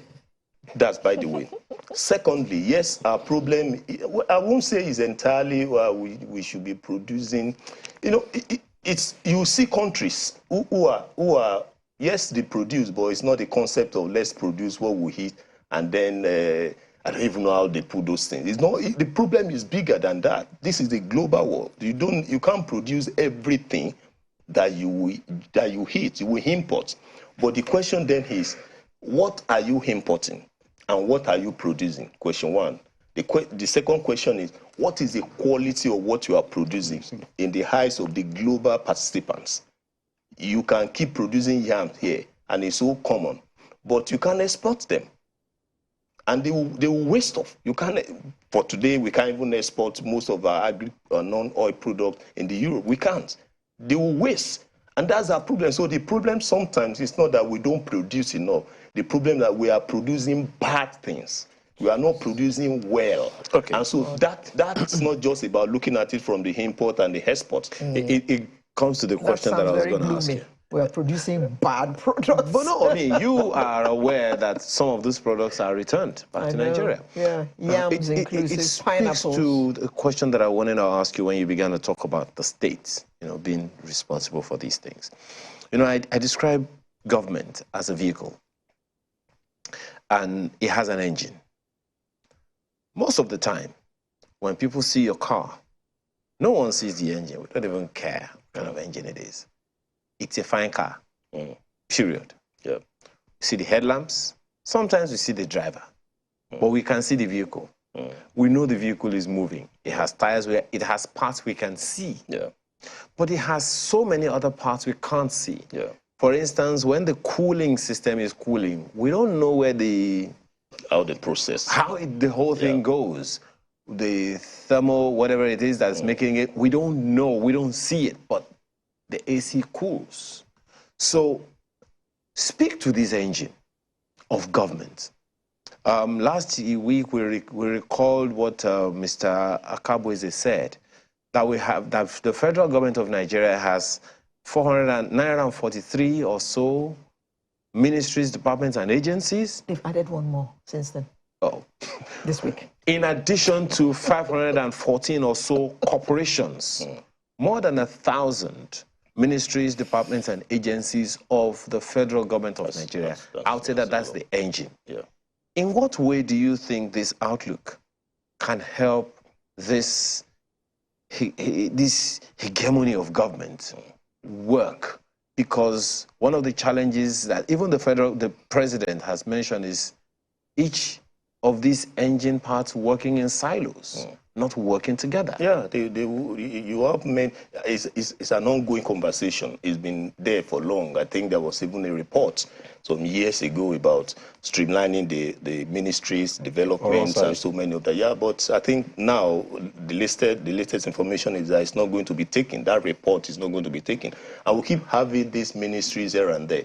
In the report, we talked directly to the role of institutions. So in this case, we can see government in bringing on what these are theory, GDP. Perhaps that's the challenge. Once we mention government, it's so generic, we don't know who it is. Yes, exactly. So it's lost. Yes, that's why I said institution. So from the ministries to the common agency here, everybody, not just the presidents now, kind of.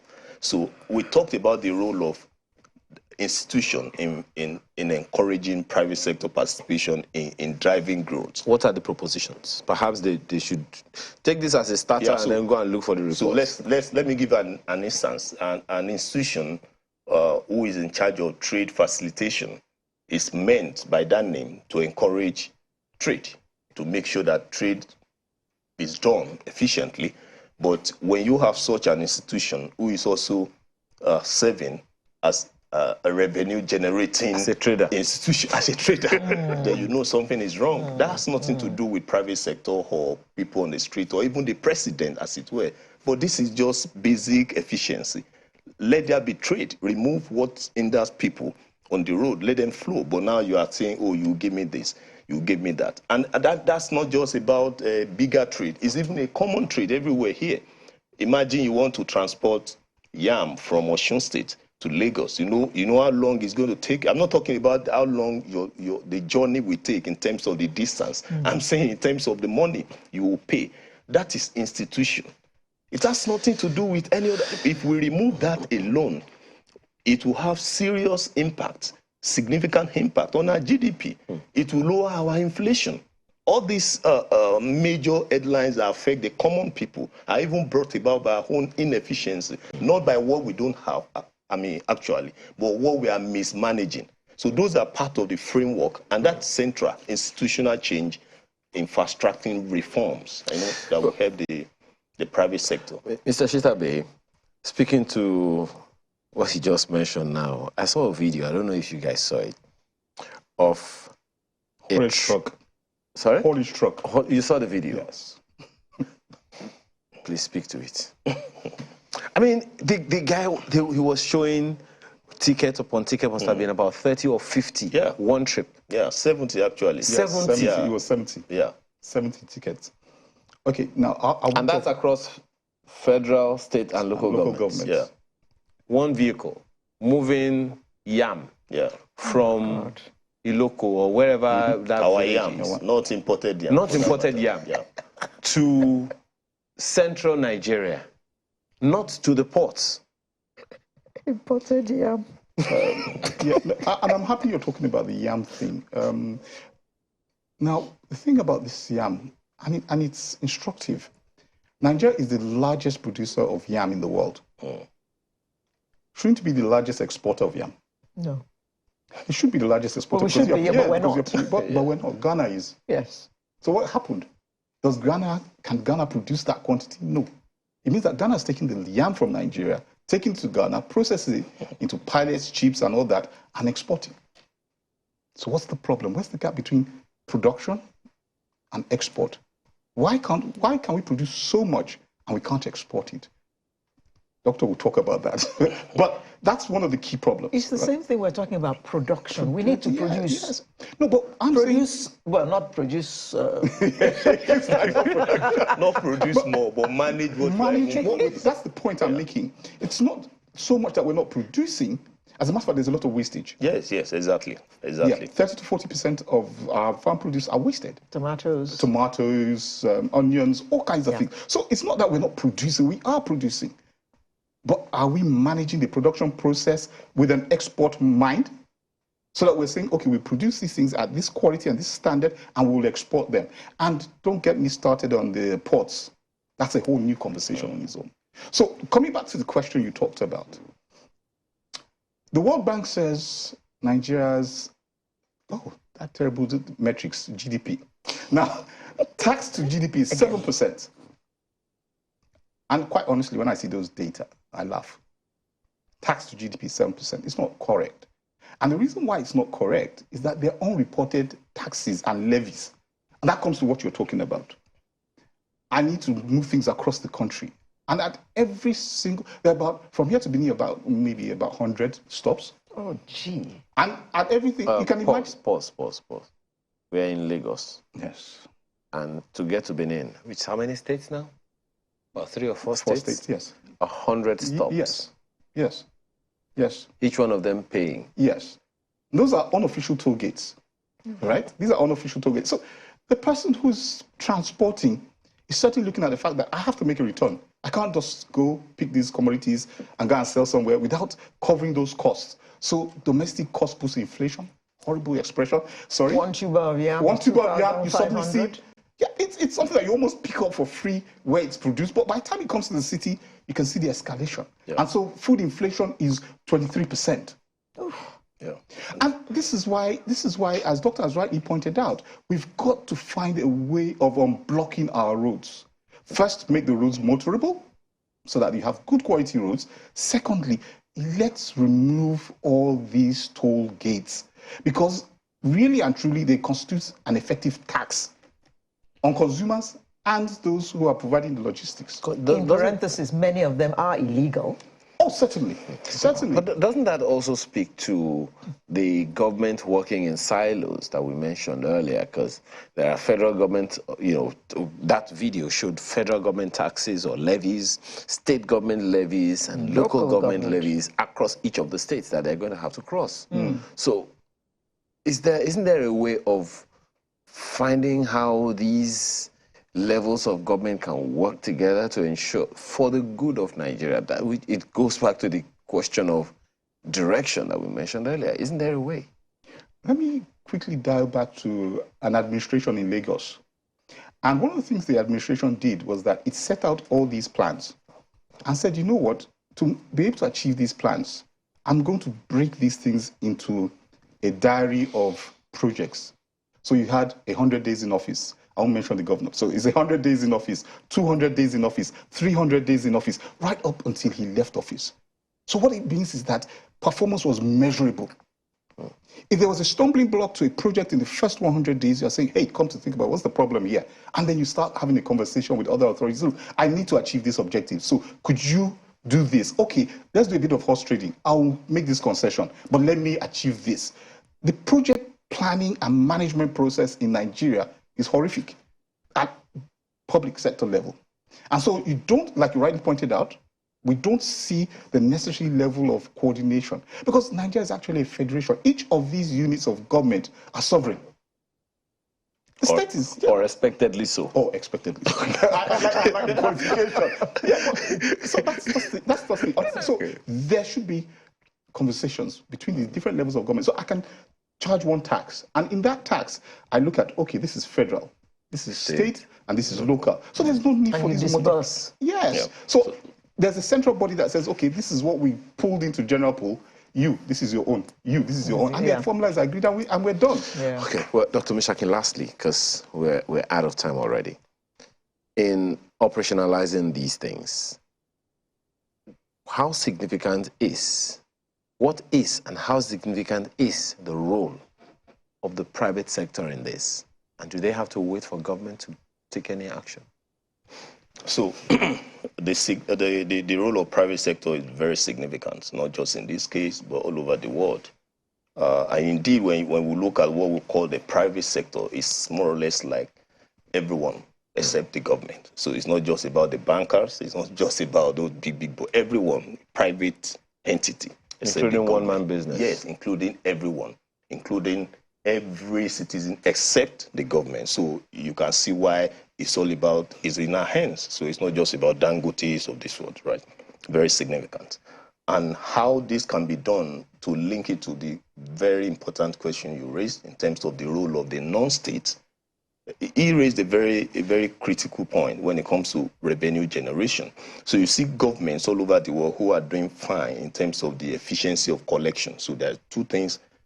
How much people are paying is different from how much the government is collecting. In countries that are making sure that their institutions are efficient, right? Just like we've said now, what they do is to minimize the gap, and that is called the efficiency of tax, in this case, collection. So when they collect tax, it's more or less what you pay. So everybody is fine. So if you go by that, you will not say Nigeria has 7%. But just on the point you said, maybe we'll be talking about 30% and you will be happy. But you are paying to the government. You're also paying to the other private entity called non-state actors. They are in Lagos, they are everywhere. And that is why you couldn't see any integration between governments layer, because they are part of the system. They collect this money. So the only thing the private sector could do in this case is to keep being there, right? There is little they can do in terms of determining the path of growth. It's the role of the government. It's the signal the government gives that determines what the private sector will do. If the government wants them to flourish, they will. And if it doesn't want them to flourish, they will go out. Then you see people going out with their... Government's body language. If government wants the private sector to prosper, it will prosper. It will prosper. Yes. If government does not want the private sector to prosper, the private sector will not prosper. Yeah. Okay, you have given us a manual for the engine. Let's just hope that the managers of the engine or the mechanics working on the engine of Nigeria's economy will take heed to these things. Thank you very much for being here this morning. Dr. Olusegun Omishakin is Head of Research and Chief Economist of the NESG, as well as Teslim Shitabe, who is Chief Economist and Managing Editor, ProShare Nigeria Limited. Thank you. Thank you for having me. We're back after now to talk about something that is already building up. Please stay with us.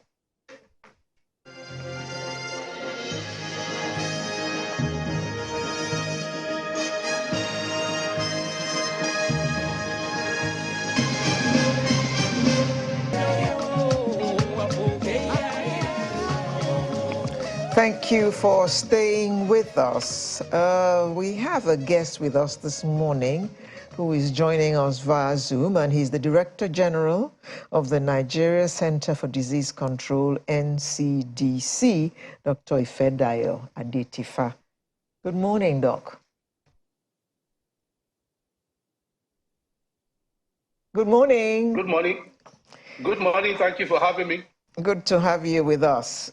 Now, let me just give a brief introduction of what your agency is all about. The Nigeria Center for Disease Control and Prevention is Nigeria's national public health institute with the mandate to detect, prevent, and respond to diseases of public health importance.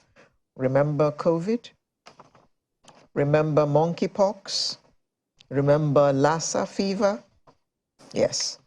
Since the passing of the NCDC Act, the organization has led in the management of numerous deadly outbreaks. Oh, I forgot Ebola, including Lassa fever and monkeypox, and continues to play a leading role in managing the COVID-19 pandemic. So, Doctor, only yesterday, I think it was, well, recently anyway, you sent out some advice regarding the prevention of diphtheria.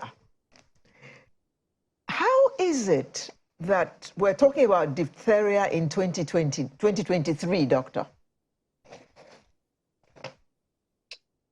Good question. Before I answer that, just to note that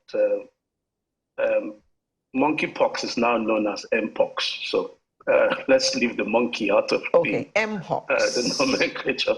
Okay. But you ask a very important question.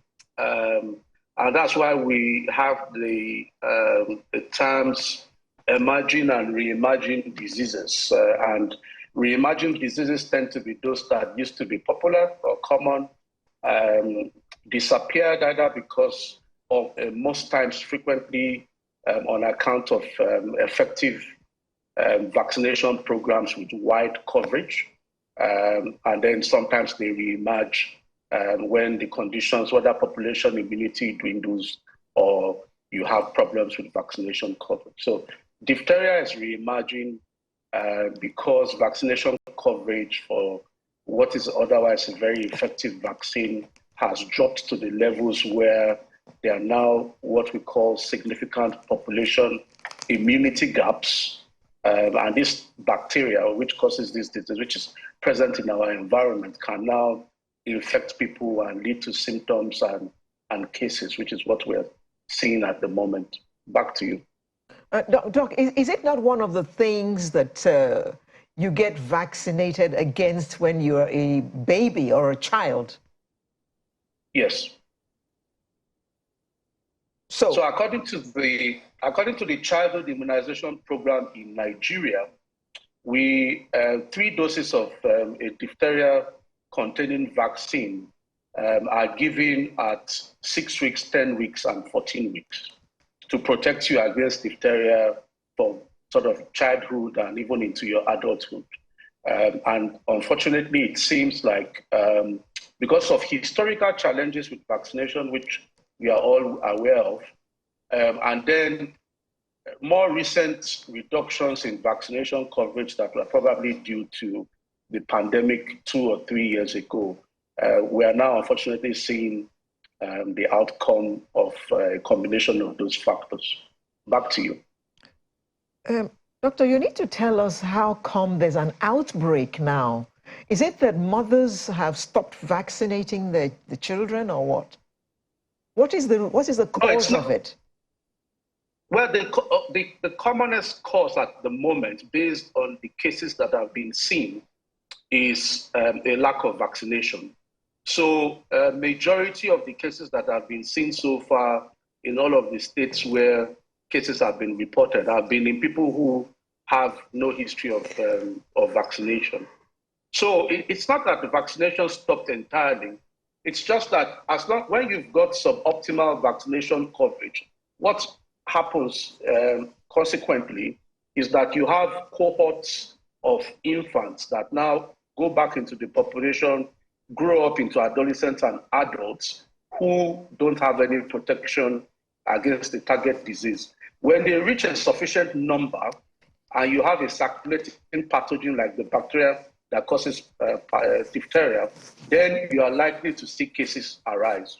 And that's what it is. Unfortunately, even in some places where there may be high overall vaccination coverage, you often find that there are pockets of population, either people who are very mobile or people who have certain beliefs about vaccination, who themselves may be under or unvaccinated. And these populations then pose a high risk for disease outbreak when the pathogen is reintroduced into their setting. Back to you. So what are the symptoms of it? And if discovered, what should one do immediately? Does it kill, by the way? Sorry, can you repeat the last part of your question? Does it kill? Does diphtheria kill? Okay, so starting with the first part, the symptoms are, typically a fever, cough, runny nose, a sore throat, or difficulty in swallowing. There might be a red eye, conjunctivitis. You might also have gland swellings in the neck, and then there might be difficulty in breathing. In addition, when this has gone on for a while, you might, especially healthcare workers attending to these children or patients, may see a gray to white membrane or covering at the back of the throat, or actually, in fact, in the nostrils as well. It's, as I said, it's a vaccine-preventable disease. It has many very effective treatments in terms of readily available antibiotic that is inexpensive. For very ill patients, you require something called diphtheria antitoxin to provide treatment and to prevent death.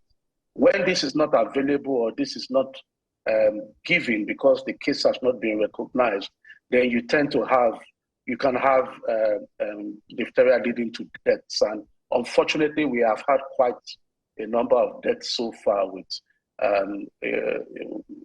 almost 30% case fatality since when you take all the cases together. But I mean, since the reports came and we were notified, the NCDC has made available diphtheria antitoxin, and this is now being given to the very sick patients that require them to prevent death and to shorten any suffering. Yeah, Back to you. Yeah, is it seasonal, or it's just one of those things that comes from time to time? It is not seasonal, as I've said. The main underlying risk factor for this is that vaccination coverage has dropped. And because it has dropped over time, I get that. Immunity in the population has also gone down. Yeah, I get that, doctor. Large numbers of people who are susceptible to infection and disease. Well, I get that, but I asked because, I mean, if it is preventable, as you have said, vaccine preventable and all, it definitely has some kind of source beyond, it being transferable to people. How do people even get away from it with or without, a vaccination? Is it possible for one to avoid contracting this diphtheria with or without a vaccine? The bacteria that causes diphtheria is present in our environment, so we cannot get away from it, just like other things that are present in the environment. The best thing to do is prevent, which is we continue to encourage all mothers, parents of babies, of infants, to ensure that their children get all of the vaccines that are recommended as part of the childhood immunization schedule in our country. That is just the easiest thing to do. Okay. Now, when you are in a context where there's an outbreak and there are now sick people and you are likely to get exposed, then you have to ensure that people get to hospital and are diagnosed early. The use of face masks with every respiratory illness can help with protection. And then getting your patients diagnosed early and identifying yourself as a confirmed contact of cases of diphtheria means that we can also give you antibiotic prophylaxis with the appropriate antibiotic to prevent you from coming down with diphtheria. Well, I asked that question again. Also, part of the reason for asking it is, I mean, since you have also said now that the bacteria that cause diphtheria are within our environment? Is there a lifestyle adjustment that people need to make, environmental, work or protection that people in the various communities need to take caution, to prevent? Is it something that's prevalent in slums or in developed areas? I don't know if it's something that's related. Well, there are no real lifestyle changes that you can make, but there are some environmental or socio-economic economic factors that predispose people to. So obviously, if you live in slum or very crowded settings, as expected, you're going to be at risk of not just diphtheria, but a lot of pathogens that cause diseases of poverty or respiratory pathogens, as the case may be.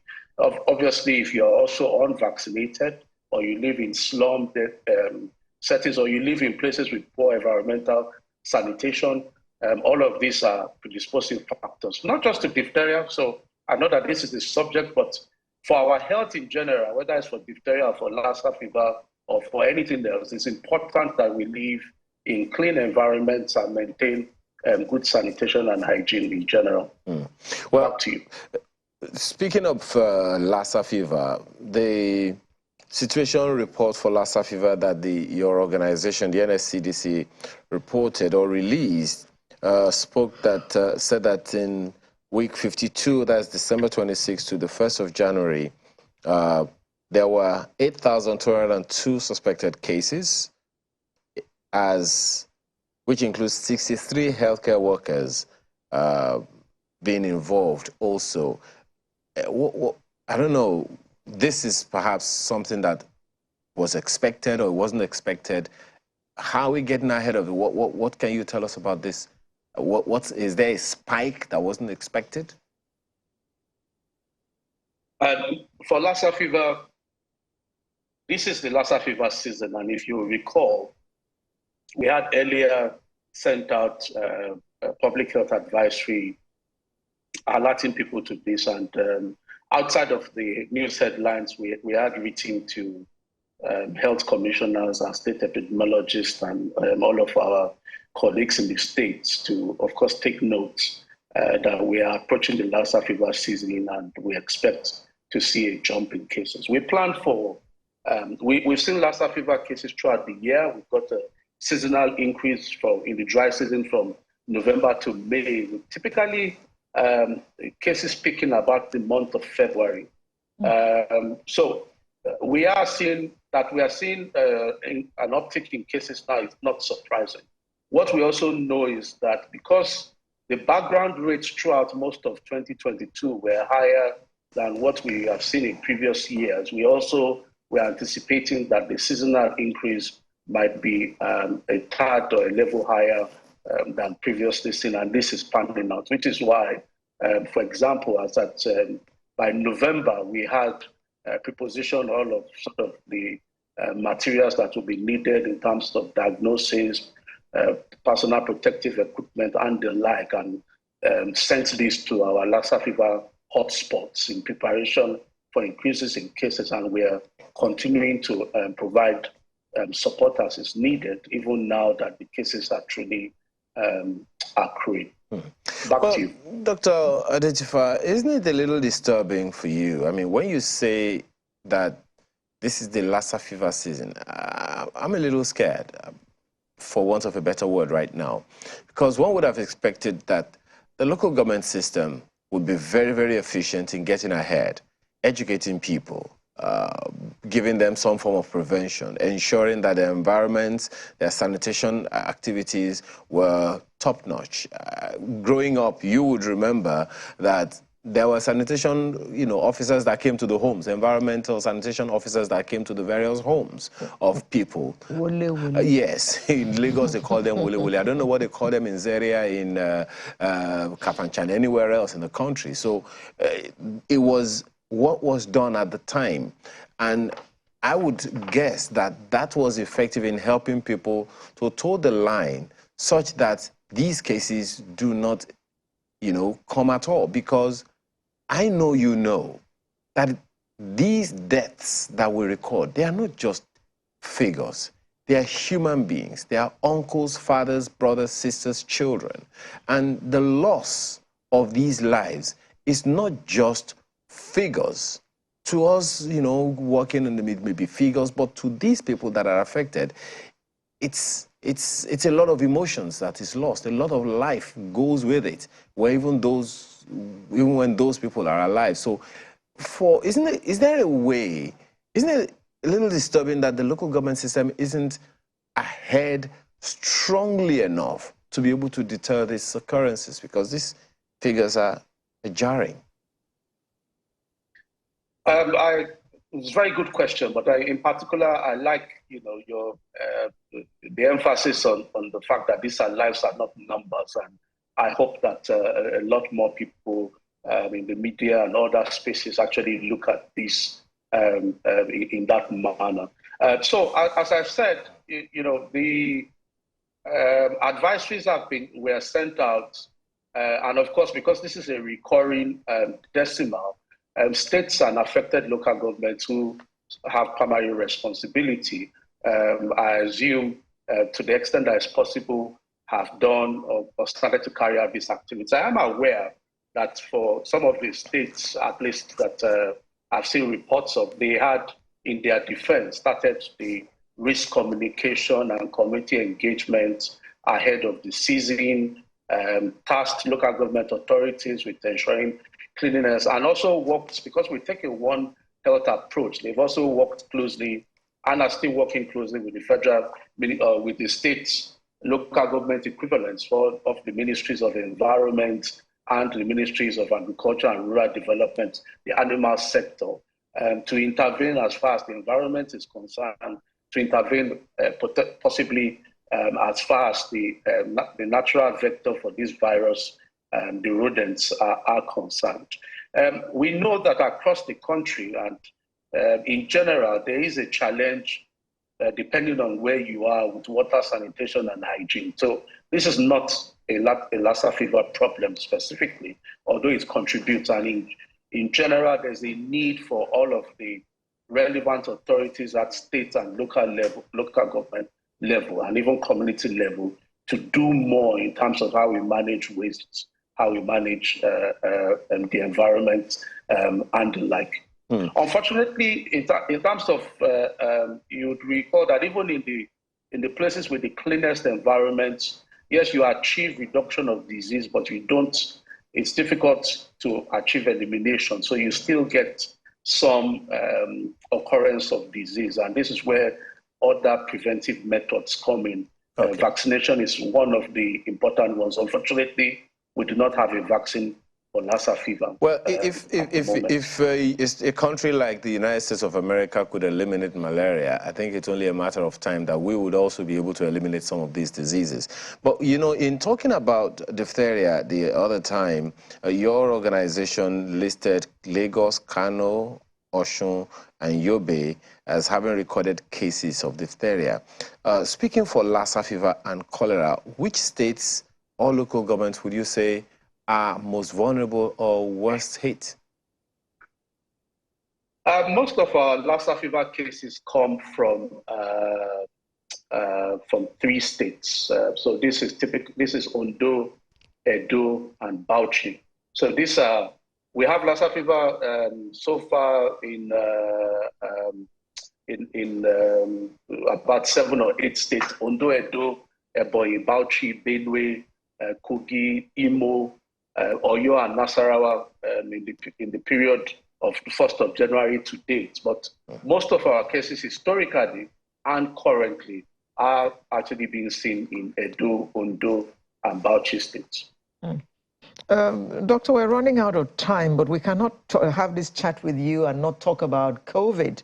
Recently, we heard that the numbers were increasing again abroad, and particularly in China, where the more or less 3-year lockdown was lifted. And Nigeria is one of the favorite destinations for Chinese people. But there's been no pronouncement from NCDC regarding a travel advisory or anything like that. Good question. There have been pronouncements from the NCDC about the recent increase in COVID cases noticed elsewhere, including China. So it is important. I mean, all of the focus is on China. I mean, maybe more because of their transition from their zero COVID policy to opening up and the associated increase in cases. But there has been sort of a more widespread increase in cases in many parts of the Northern Hemisphere that are, of course, not surprising because there's a typical winter exacerbation of respiratory illnesses, of which COVID is one.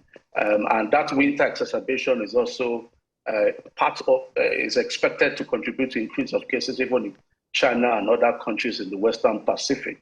But China is in the news because with their removal of a zero COVID-19 policy, it means that sort of, their population perhaps is in a place where most of the world was in 2 years ago in terms of now having open transmission of the virus in their population. But we are tracking the increases in COVID in all of the places where they are being seen in the United States, in the South American subcontinent, in parts of Europe, and of course in China. We're also tracking, of course, the new Omicron descendants that are causing, in terms of variants of the SARS-CoV-2 virus that are associated with some of these increases, especially the XBB 1.5, which is circulating in the US and many parts of Europe.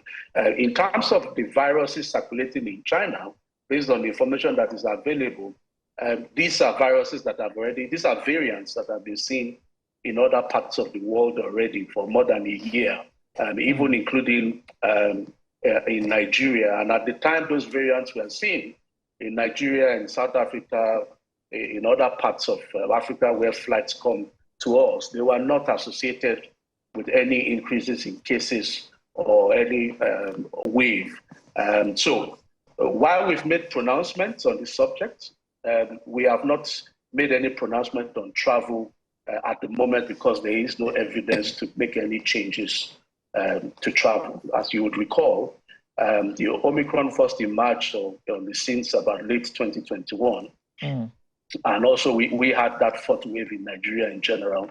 What we know from that period is that in situations like this, all this country-specific targeting of either PCR testing or all of that don't actually have or didn't have any impact on Omicron specifically. And all of the variants we're dealing with at the moment are Omicron babies. Yes, they are more transmissible. We do not have any evidence that they cause more severe disease. And we do not have any evidence that what's going on in the US or in Europe or in China at this point is anything beyond what is expected. So we continue to watch and we continue to conduct surveillance. And if there's any need to take proactive actions, we will recommend those and implement them as well. Doctor, we've run completely out of time, but in closing, do we need to pay any particular attention to this? Do we need to go back to wearing our masks in public places or what? Well, we advise that if you are in the high-risk group for COVID in general, regardless of what's going on in other parts of the world, if you are elderly, if you have underlying chronic diseases, hypertension, diabetes, or the like, if you have any problems with your immune system, you're an organ transplant recipient, you are receiving cancer treatment or anything that compromises your immunity, please use a mask in public, use a mask in crowded spaces, and then more importantly, please get your COVID vaccines, including all of your booster doses. Boosters. Thank you very much. Dr. Ifedayo Adetifa, Director General, Nigeria Center for Disease Control. He was our special guest on Sunrise this morning. Thank you very much, Doctor. Thank you for having me. The lifestyle segment is next. What are we talking about today? Well, you know, we've been talking about people losing loved ones and all of those things. How do you deal with that? See you shortly.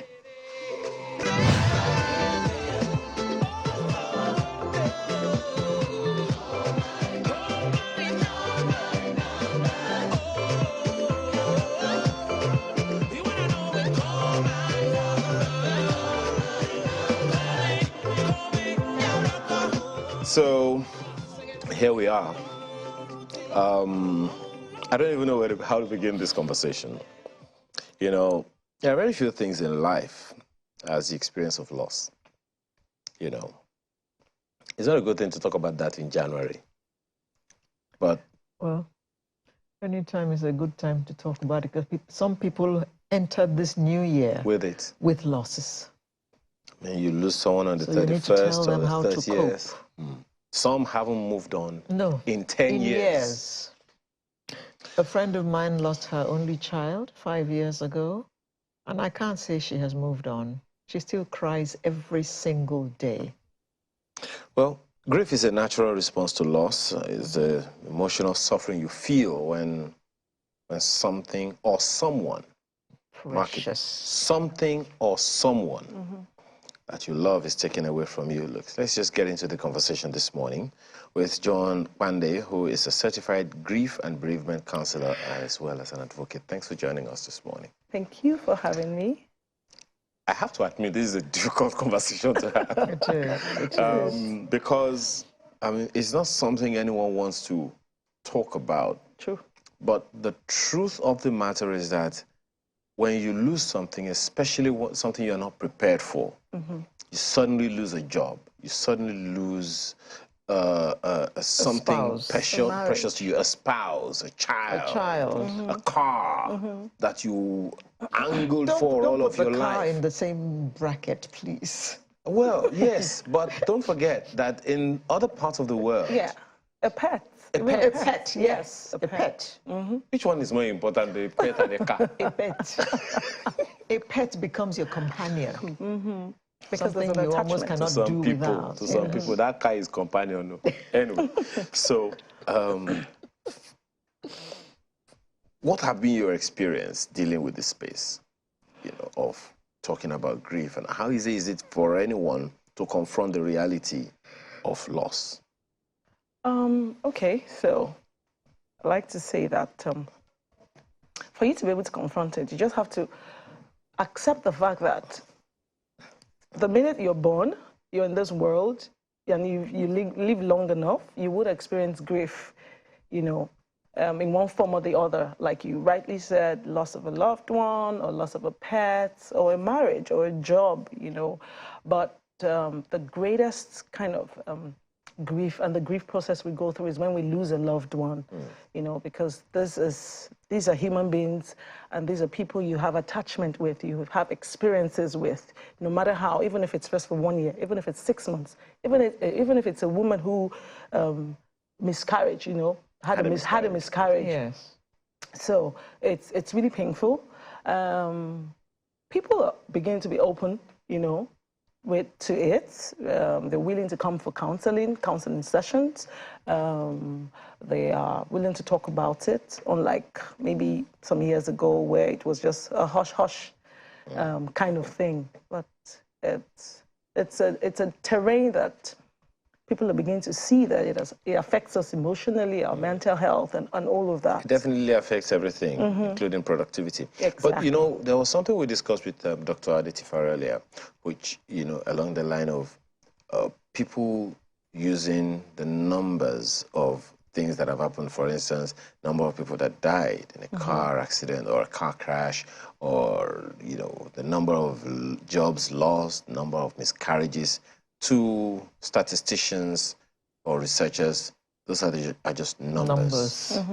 But to the people who experience these things, it's real. It's real. Very real. So how from your practice, from your experience, how does that difference of statistics and experience cut across with the people who are having the experience, when maybe a news report just says X number of people died, or X number of people lost their jobs, or X number of marriages crashed? How does it affect them when they hear it? Well, I would say if you haven't experienced something, you really can't tell, you know, until you go through it. And you know what? No two grief is the same.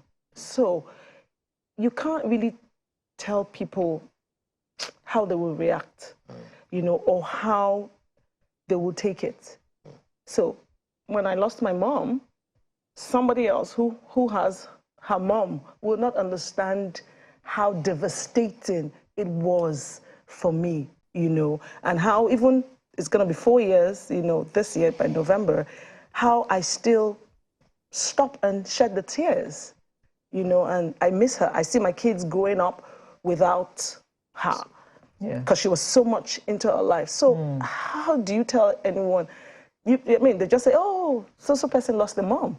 You really can't. Even when you have lost your mom too. I've had people come to me who've lost their moms too. I can't, because our relationship, her relationship or his relationship with his mother was not what I had with my mother, so you can't tell. You can't. So John, somebody has lost a spouse, for instance, and you want to counsel them. What do you say to them?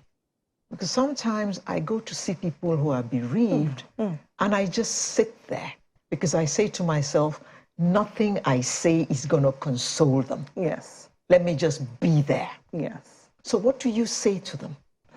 Well, okay, so this is where I guess the advocacy part comes in, where I always say, you don't have to say anything if you don't have anything to say. Or the most normal thing to say that is, again. you don't have to say anything if you don't have anything to say. That's a quote. Please tweet it. You don't have to say Anything if you don't have anything to say. So your silence speaks volume. And if you must say anything, I am so sorry for your loss. You can say, I can't even begin to imagine what you're going through. Please and please, I know some people might, I'm shaking tables, don't say it is well. Because you know what? I understand the fact, what they're trying to say. But it is not well. It is not well. No. I have just lost my husband. Yes. Or I've just lost a child. Or I've just lost my mother or my father. It is not well. Don't tell me it is well. Even though I understand the import, because where you're trying to borrow it from, it was the person who was going through it that said it is well, not the well-wisher, the sympathizers. Yes. Not so. Don't say things like, oh, your child or your husband is now an angel in heaven. Like, really? So God is now lacking angels? Is my husband he has to take, or my child? Yeah, because we see a lot of people, they lack grief etiquette. So just be quiet. You don't have to say anything. Grief etiquette. Yes, that's what is called grief etiquette. Okay, look, we had a lady here who lost her only child. And she came to tell us about the advocacy group that she had formed, because this was her only child. And she said, a lady came to sympathize and said to her, I know what you're going through. And she said she flared up and said, you don't know what I'm going through. Have you ever lost an only child? Exactly. True. And my heart went out to her. Yes. You can't know what someone who has lost an only child has gone through. Except you have lost an only child. Only child, exactly. So, exactly. Words like, I know or understand. No, you don't. Like I gave the earlier scenario. When my mom passed, it's very close to her and all of that. And then your mom passes. Maybe you were not close with her. So you can't understand, because the relationship is very different. Okay, so just being there is just enough. Being there. Just sit and just with say, the person. yes, sit with the person. If the person, because you have different kind of grievers. So we're all different with our personalities. So you have about 16 personalities. But in that 16 personalities, you have, each is either you're extroverted or you're introverted. So you have the intuitive grievers and you have the instrumental grievers. So the intuitive grievers, they express their grief through their feelings intensely. So they're crying, they talk about it, they mourn. Mourning is an outward expression of your grief. So they're talking about it. So if you have people like that, and so you could come in and they're the ones telling you, it's as well, it's okay. He's gone. That's life. Suck it up. Yeah, they are the ones telling you, don't cry. So fine. You can see that they're willing to talk about it. And then you have the instrumental grievers who don't, they think through their grief. They feel their grief through thinking, so they don't want to talk about it. You don't go to such a person and you're pressing. So what happened? Really? there's like kind of like an irritation. You know, you're intruding into the person's space. The person is trying to think through what they have just experienced. Okay, so there are two categories of people now. The mourners, or those who are going through the grief, and the consolers. I don't know what you call them professionally. So speak to the people who are affected directly by these things. You have said that we differ, even if it's the same thing that happened to the individuals or 10 individuals, there are 10 different reactions. Yes, exactly. But there has to be some kind of traces or some pattern of what happens when one experiences a grief. Whether you are prepared for it, maybe there was a long-term illness, or a sudden bereavement. Yes. Or whether you knew that there was going to be a job loss, the company has been telling you are going to downsize, or all of a sudden you just go to the office on Monday morning and you get a letter. You know, what's the pattern that people usually go through, that they may or may not even know that they are in that? They're in it. Okay, so you have the grief is a psychological, issue. It affects your emotions, your mind, and all of that. So of course you go through shock and disbelief, that this happened, even when the person has been ill for a while. We're never prepared for death, and the human mind can't really grapple around the finality of death. Like, I would never see this person again, and all of that. Then you have, anger, people who go through, you could be angry with the deceased, angry with the situation that happened, angry with yourself, and then there's sadness, which is basically the main thing in normal grief, because you have different kinds of grief. So we're talking about normal grief here now. So you have sadness, so you are sad, moody, and you're just not joyous. And then insomnia, some people experience insomnia. There's fatigue, those are now talking about the physical expressions of grief trapped in your bodies.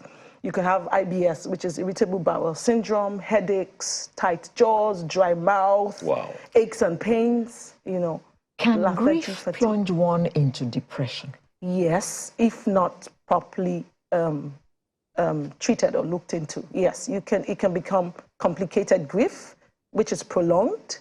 Yes, and then you can get into depression, clinical depression, because there's also depression in grief. Yes, but clinical, you can actually move into clinical depression where you're now prescribed medication. You mentioned grief etiquette the other time. Tell us more about that. Okay, so what is etiquette? It's just basically how to behave, in a situation. So grief etiquette is what to say or what not to say, or what to do and what not to do when people are grieving. So please, you don't tell people how to grieve, when to grieve, where to grieve, because grieving is very individualistic, is unique. There's no one size fits all in the area of grief. There's no timeline to grief.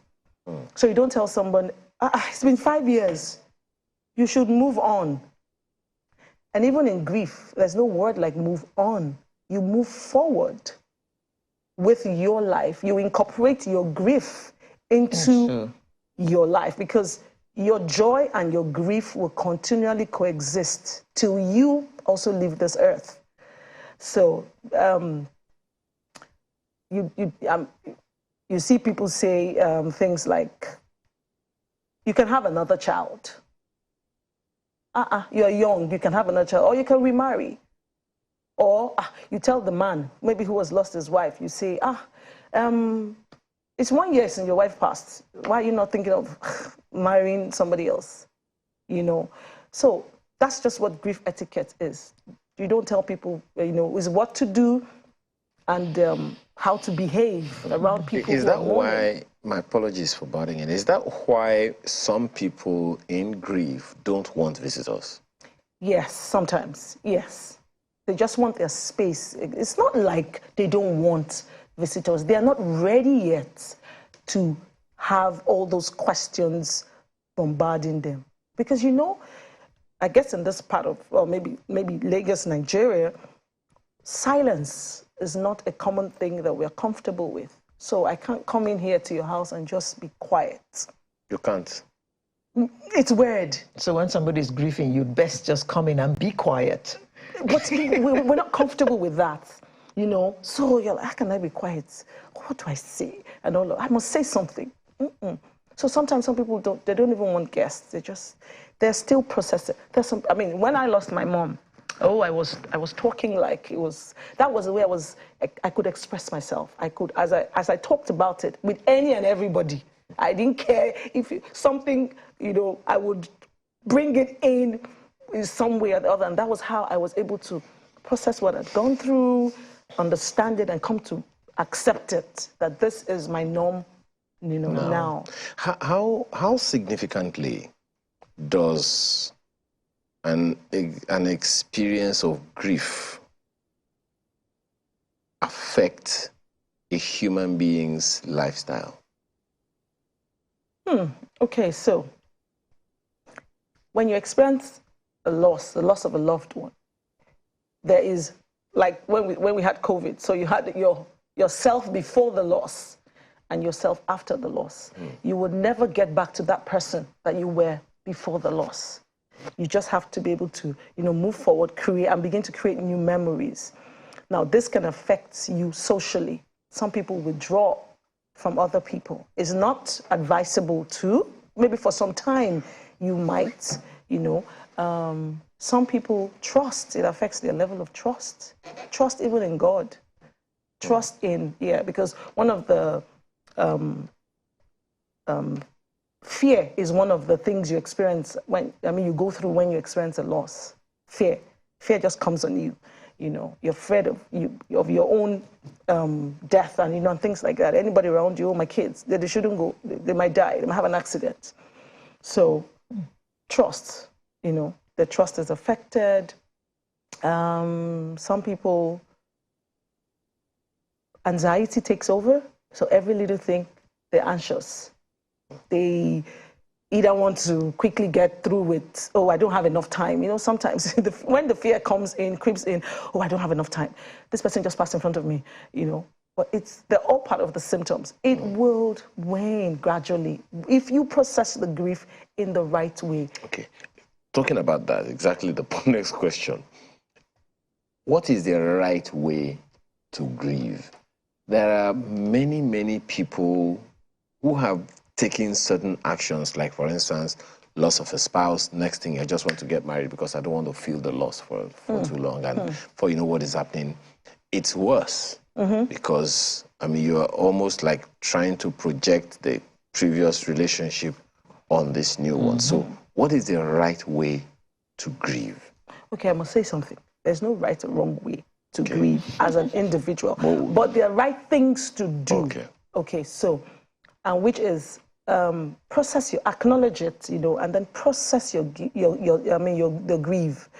Give yourself time. How do you process it? Many people just continue to blame themselves.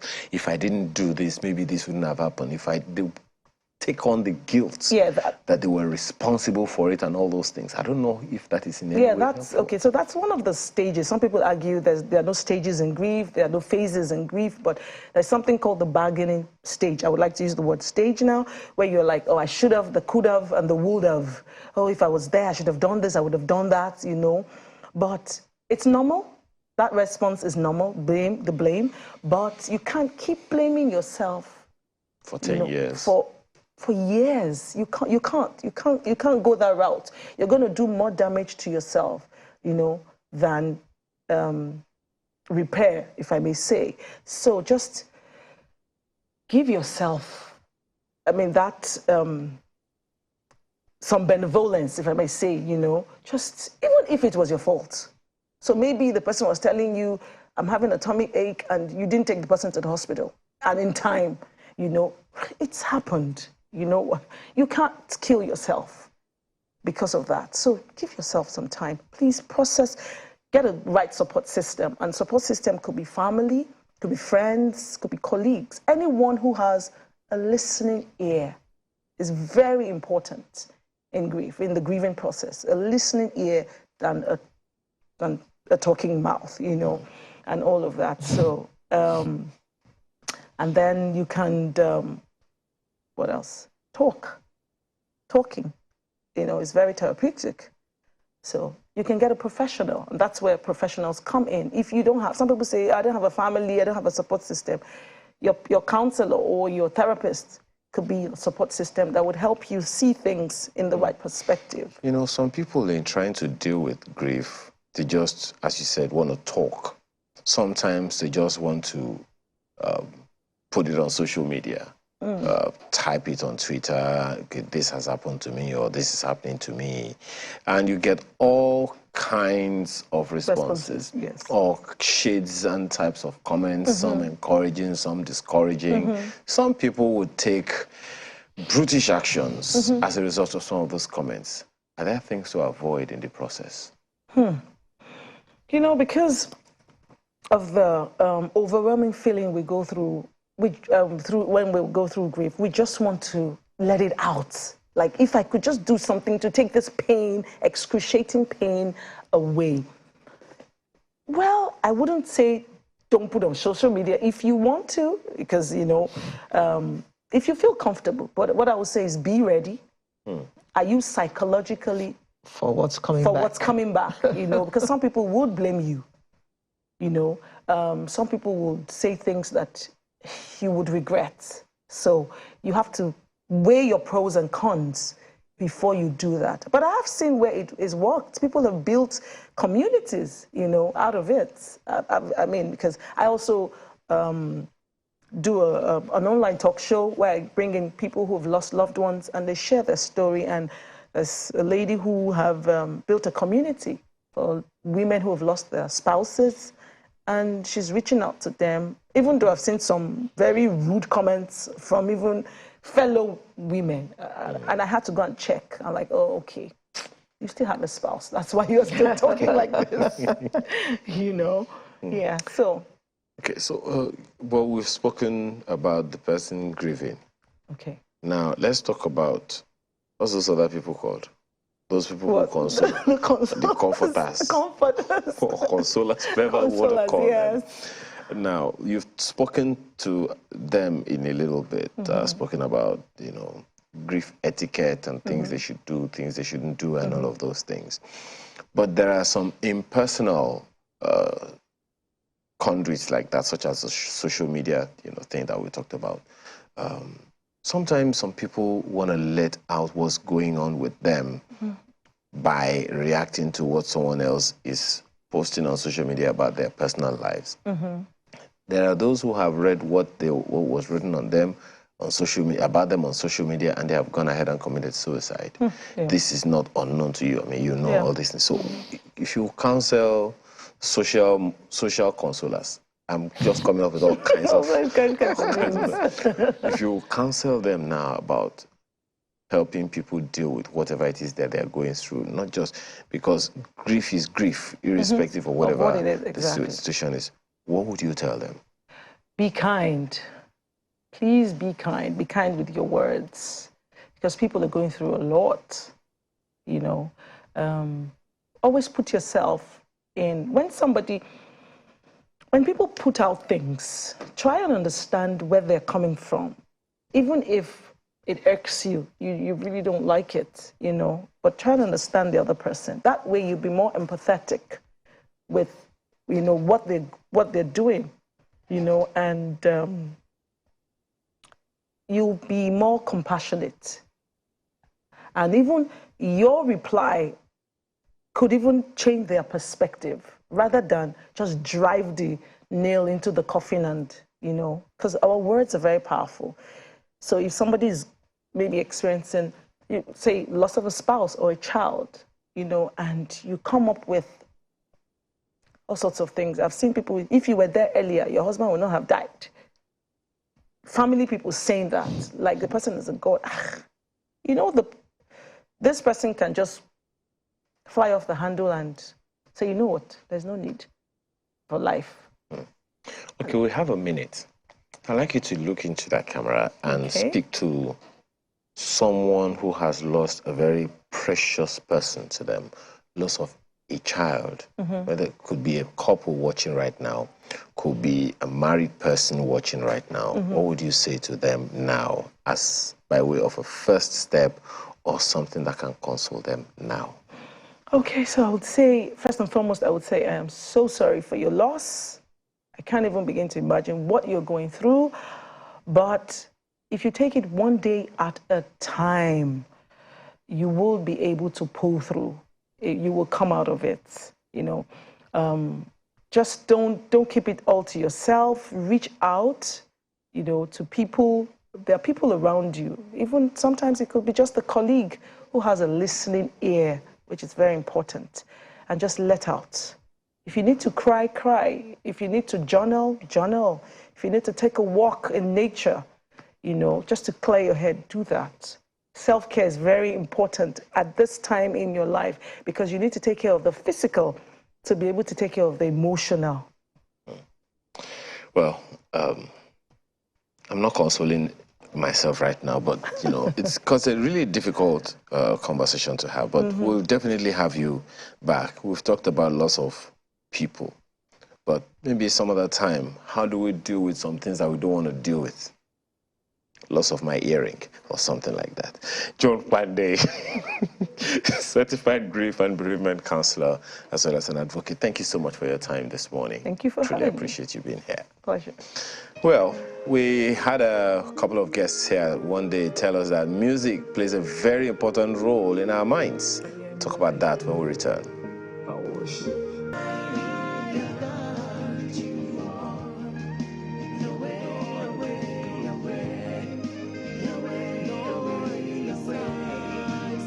Why are you looking at me like that? Thank you for spending your Saturday morning with us. Now we're into the home stretch. And Aya was behaving funny because he didn't want to introduce our guest. Why wouldn't I want to introduce your Our guest? Your guest.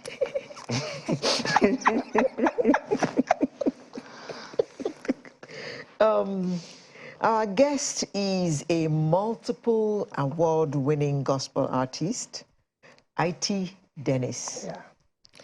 Yeah. Well, she has crossed nations, singing and inspiring people with the message of hope, joy, and faith in Christ. Her music will move your heart and feet and bring healing, comfort, and restoration. She used to be a school teacher and a television producer. She has a master's degree in mass communications and a first degree in French. Comment ça va? Ah, ça va très bien. Every time I hear that, I just hear common servant. That's what it sounds like. Come on. Common servant. Common servant. All right. Well, you almost got it right. So that's fine. That's fine. Common servant. I think it helps him to remember the French. He made an effort. Yeah, you tried. Thank you very much. Thanks for being here, IT. Thank you so very much. 3,000 songs, 12 CDs across more than 20 years? Yes, over 25 years. Over 25 years. Yes. Where have you been hiding? I mean, sustaining this over the number of years that you've been in this, one wonders what's the staying power? I think it's the call, is a passion. When you have a call, you just have to run with the vision, and then you have a passion, nothing stops you. Nothing stops someone who has... This age, when you hear calls, it's either a missed call. You know, it's not a missed call. It's not a missed call. It's always a real call. You know, when you're passionate about what you're doing, you don't look at the obstacles. You look at where you're going, and that keeps you going. So sometimes I look back, I'm like, God, I've been singing for over 25 years, for real? Even me. I'm surprised. But, you know, sometimes when things happen, 20 years look like yesterday. Yeah. So you just keep going. It's like what you're doing. You love it. And Well, I can tell you've been here for a while. I can't deny. I can't deny. How did you go from school teacher who studied mass communications and French yeah. into music? Amazing. You know, music is something that is a gift right inside of me. So even when I used to teach children French in school, I used to teach them with music. I saw that. And I remember in my secondary school, where I was teaching secondary school, before I went into that school, children were running away from their French class. And then I became the French teacher. I was the new French teacher because I used to teach them with music. I'll go to the class with a keyboard. And then I turned the lesson into music and we danced. And so everyone loved French now. So singing French songs. Singing French songs, because I start with the songs and with the dance, and then I get into the lesson. Who doesn't love music? So children respond a lot to music. And my school principal said, what did you do? So one day I didn't know she came to the class and she was hiding and listening to the way I was teaching the children. This was shortly after we had, an interstate competition, and the school came second, and she was like, I must know what's happening in your class. So I didn't know she came to watch, and she said, no wonder children like your class. You sing like a child, you sing like them. You go under the table and you come on top of the table. I said, that's how to reach them. You want to teach children? You need to be like a child. Yes, you need to be like a child. So I moved from there and then went into TV, worked as a TV producer, and I was still singing. In fact, on TV, I used to teach them Parlons Français. And in Parlons Français, I'll start with French songs. Let us speak French, yes. So I start teaching them, with songs, and then I go into the lessons. And I didn't know music would come calling full time. There are some things you keep doing, and you don't see this coming. So I never thought I'll come into music full time. If you told me that, I'll tell you, forget it. Because I remember one of my colleagues, he was working in the radio, I was working with the TV, and he told me, I think the way you're going, because I released my first album when I was still a TV producer. That was 1995.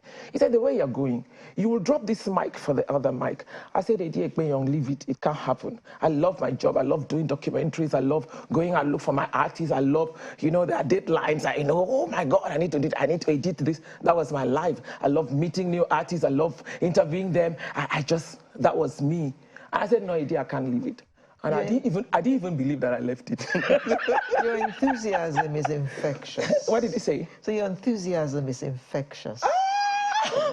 Thank you. So that's how I just found out that I had moved from teaching to TV to music. And I tried to resist the call, to move into music, because I'd just done my master's on radio, TV, mass comm. I was going for my PhD. And so music came calling. I said, no, I'm not going, sorry. And all that was abandoned. Yeah. So I didn't want to go. I was like Jonah. God says, go this way. I took my ship and I was going the opposite direction. I didn't want to go. Ended up in the fish's belly. I tell you. Like one of my friends would tell me, said, now that you're not smelling fish, why don't you just go in peace? So I said, no, I don't want to go. I'm doing my job. I'm enjoying it.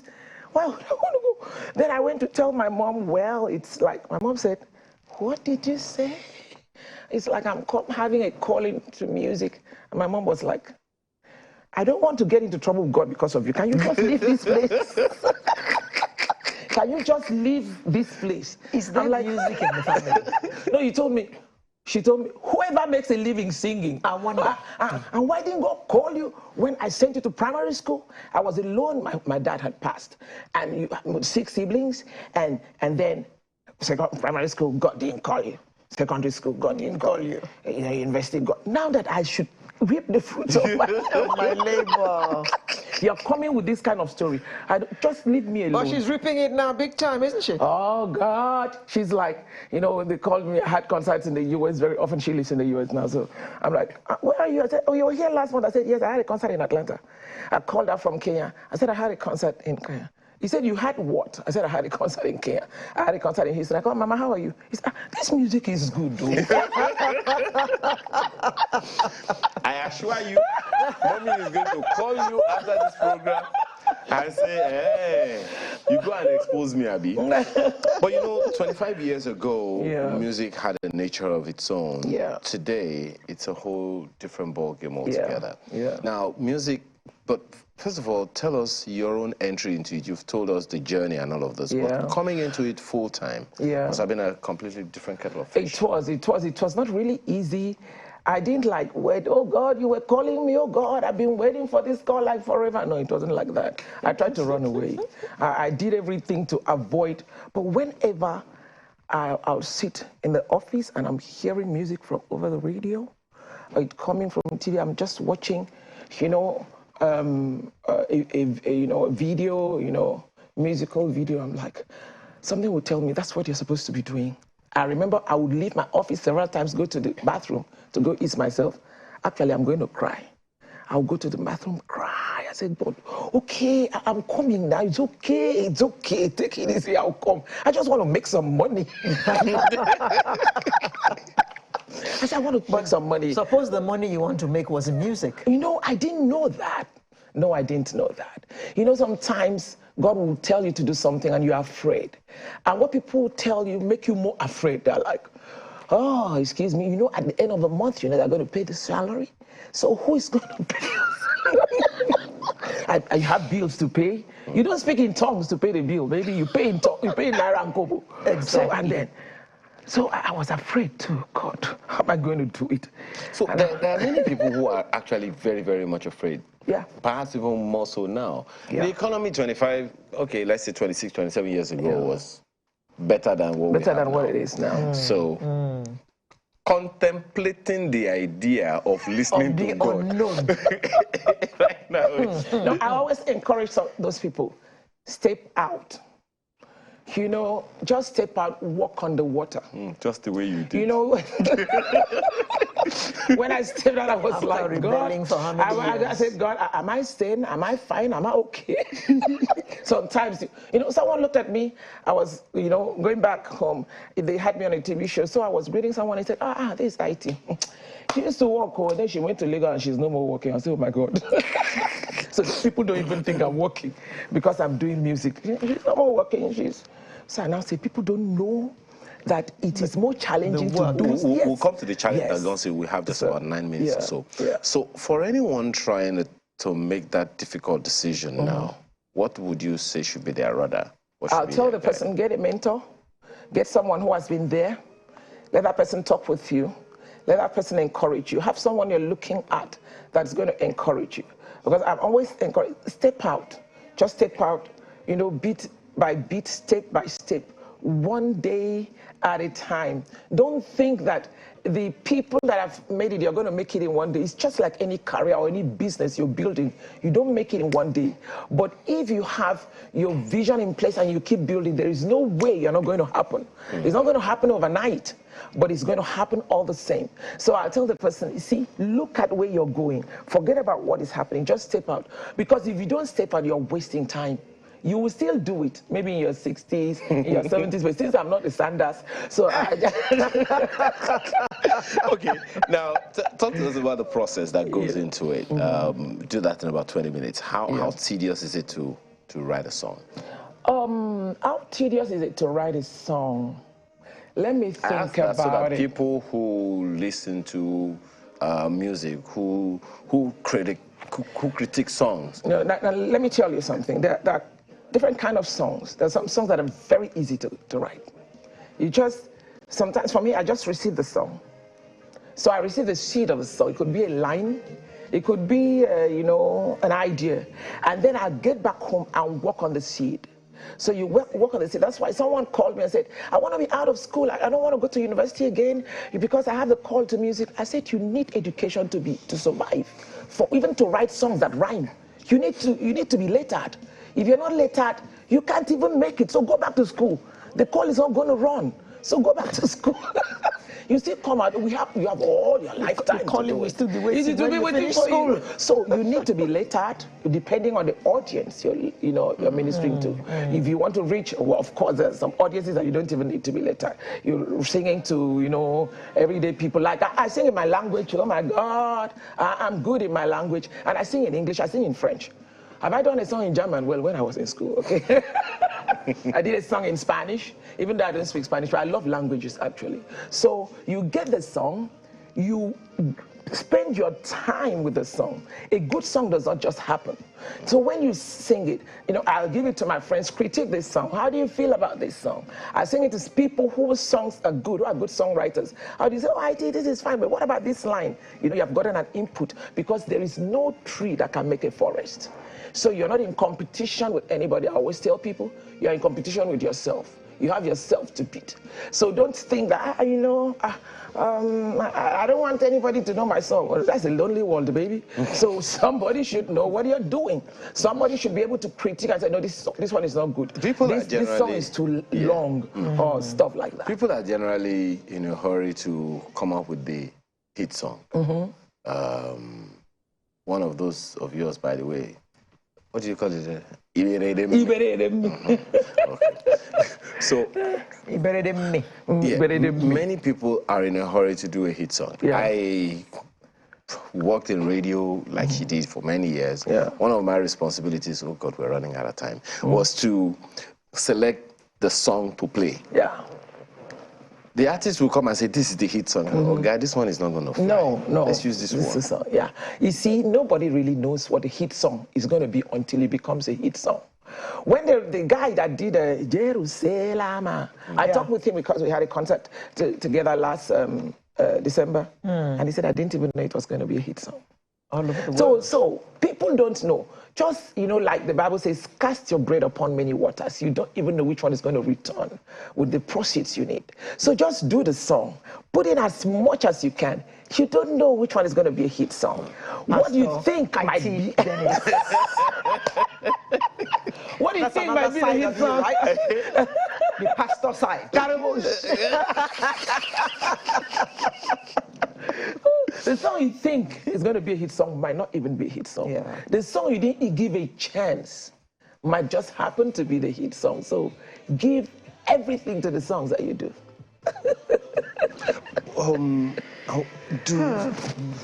Do songs come out of experiences? Yes, of course. Like this. powerful are Like God is real. I dedicated God is real when I had my twins. I waited for over 20 years to have children. Jesus. So when we were dedicating the twins, they're 7 years old now, that's when I wrote the song. I said, God is real. I went to the studio. I said, if you doubt that God is real, call my number. Because I had my twins in my 50s. I had my babies in my 50s. And I was still singing. People were laughing at me, right? Did they worry you to sing around the world? No child. But I kept faith and I said, it will happen. I didn't know whether it was going to happen. I didn't know when it was going to happen. So when the twins came, at the dedication of the twins, I said, God is real. If you doubt it, call my number. Okay. So songs come out of experience. We'll have to publish your number. So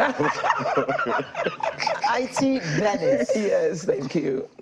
Very brilliant, affable, singer, pastor, former teacher, former producer, and a polyglot. A polyglot. Thank you for being our guest this morning. Thank you so much. Thank you. We wish you all the best. Thank you. And so, IT Dennis, that very charming lady, closes Sunrise for this Saturday, which is the Saturday before the end of the month of January. Imagine, January is almost coming to an end, or it's 21st already. wow. When were we saying Happy New Year to each other? Just yesterday. Well, one more sunrise before the end of January. Thank you very much for spending this morning with us today. I'm Alera. I do wishing you a happy weekend and a happy next week, and see you next weekend. I'm Ayo Makinde. Please go get your PVC. I hope to have mine by next Saturday, I promise. You will. We shall machinate Nigeria for you. I'm Ayo Makinde. Have a wonderful rest of your weekend.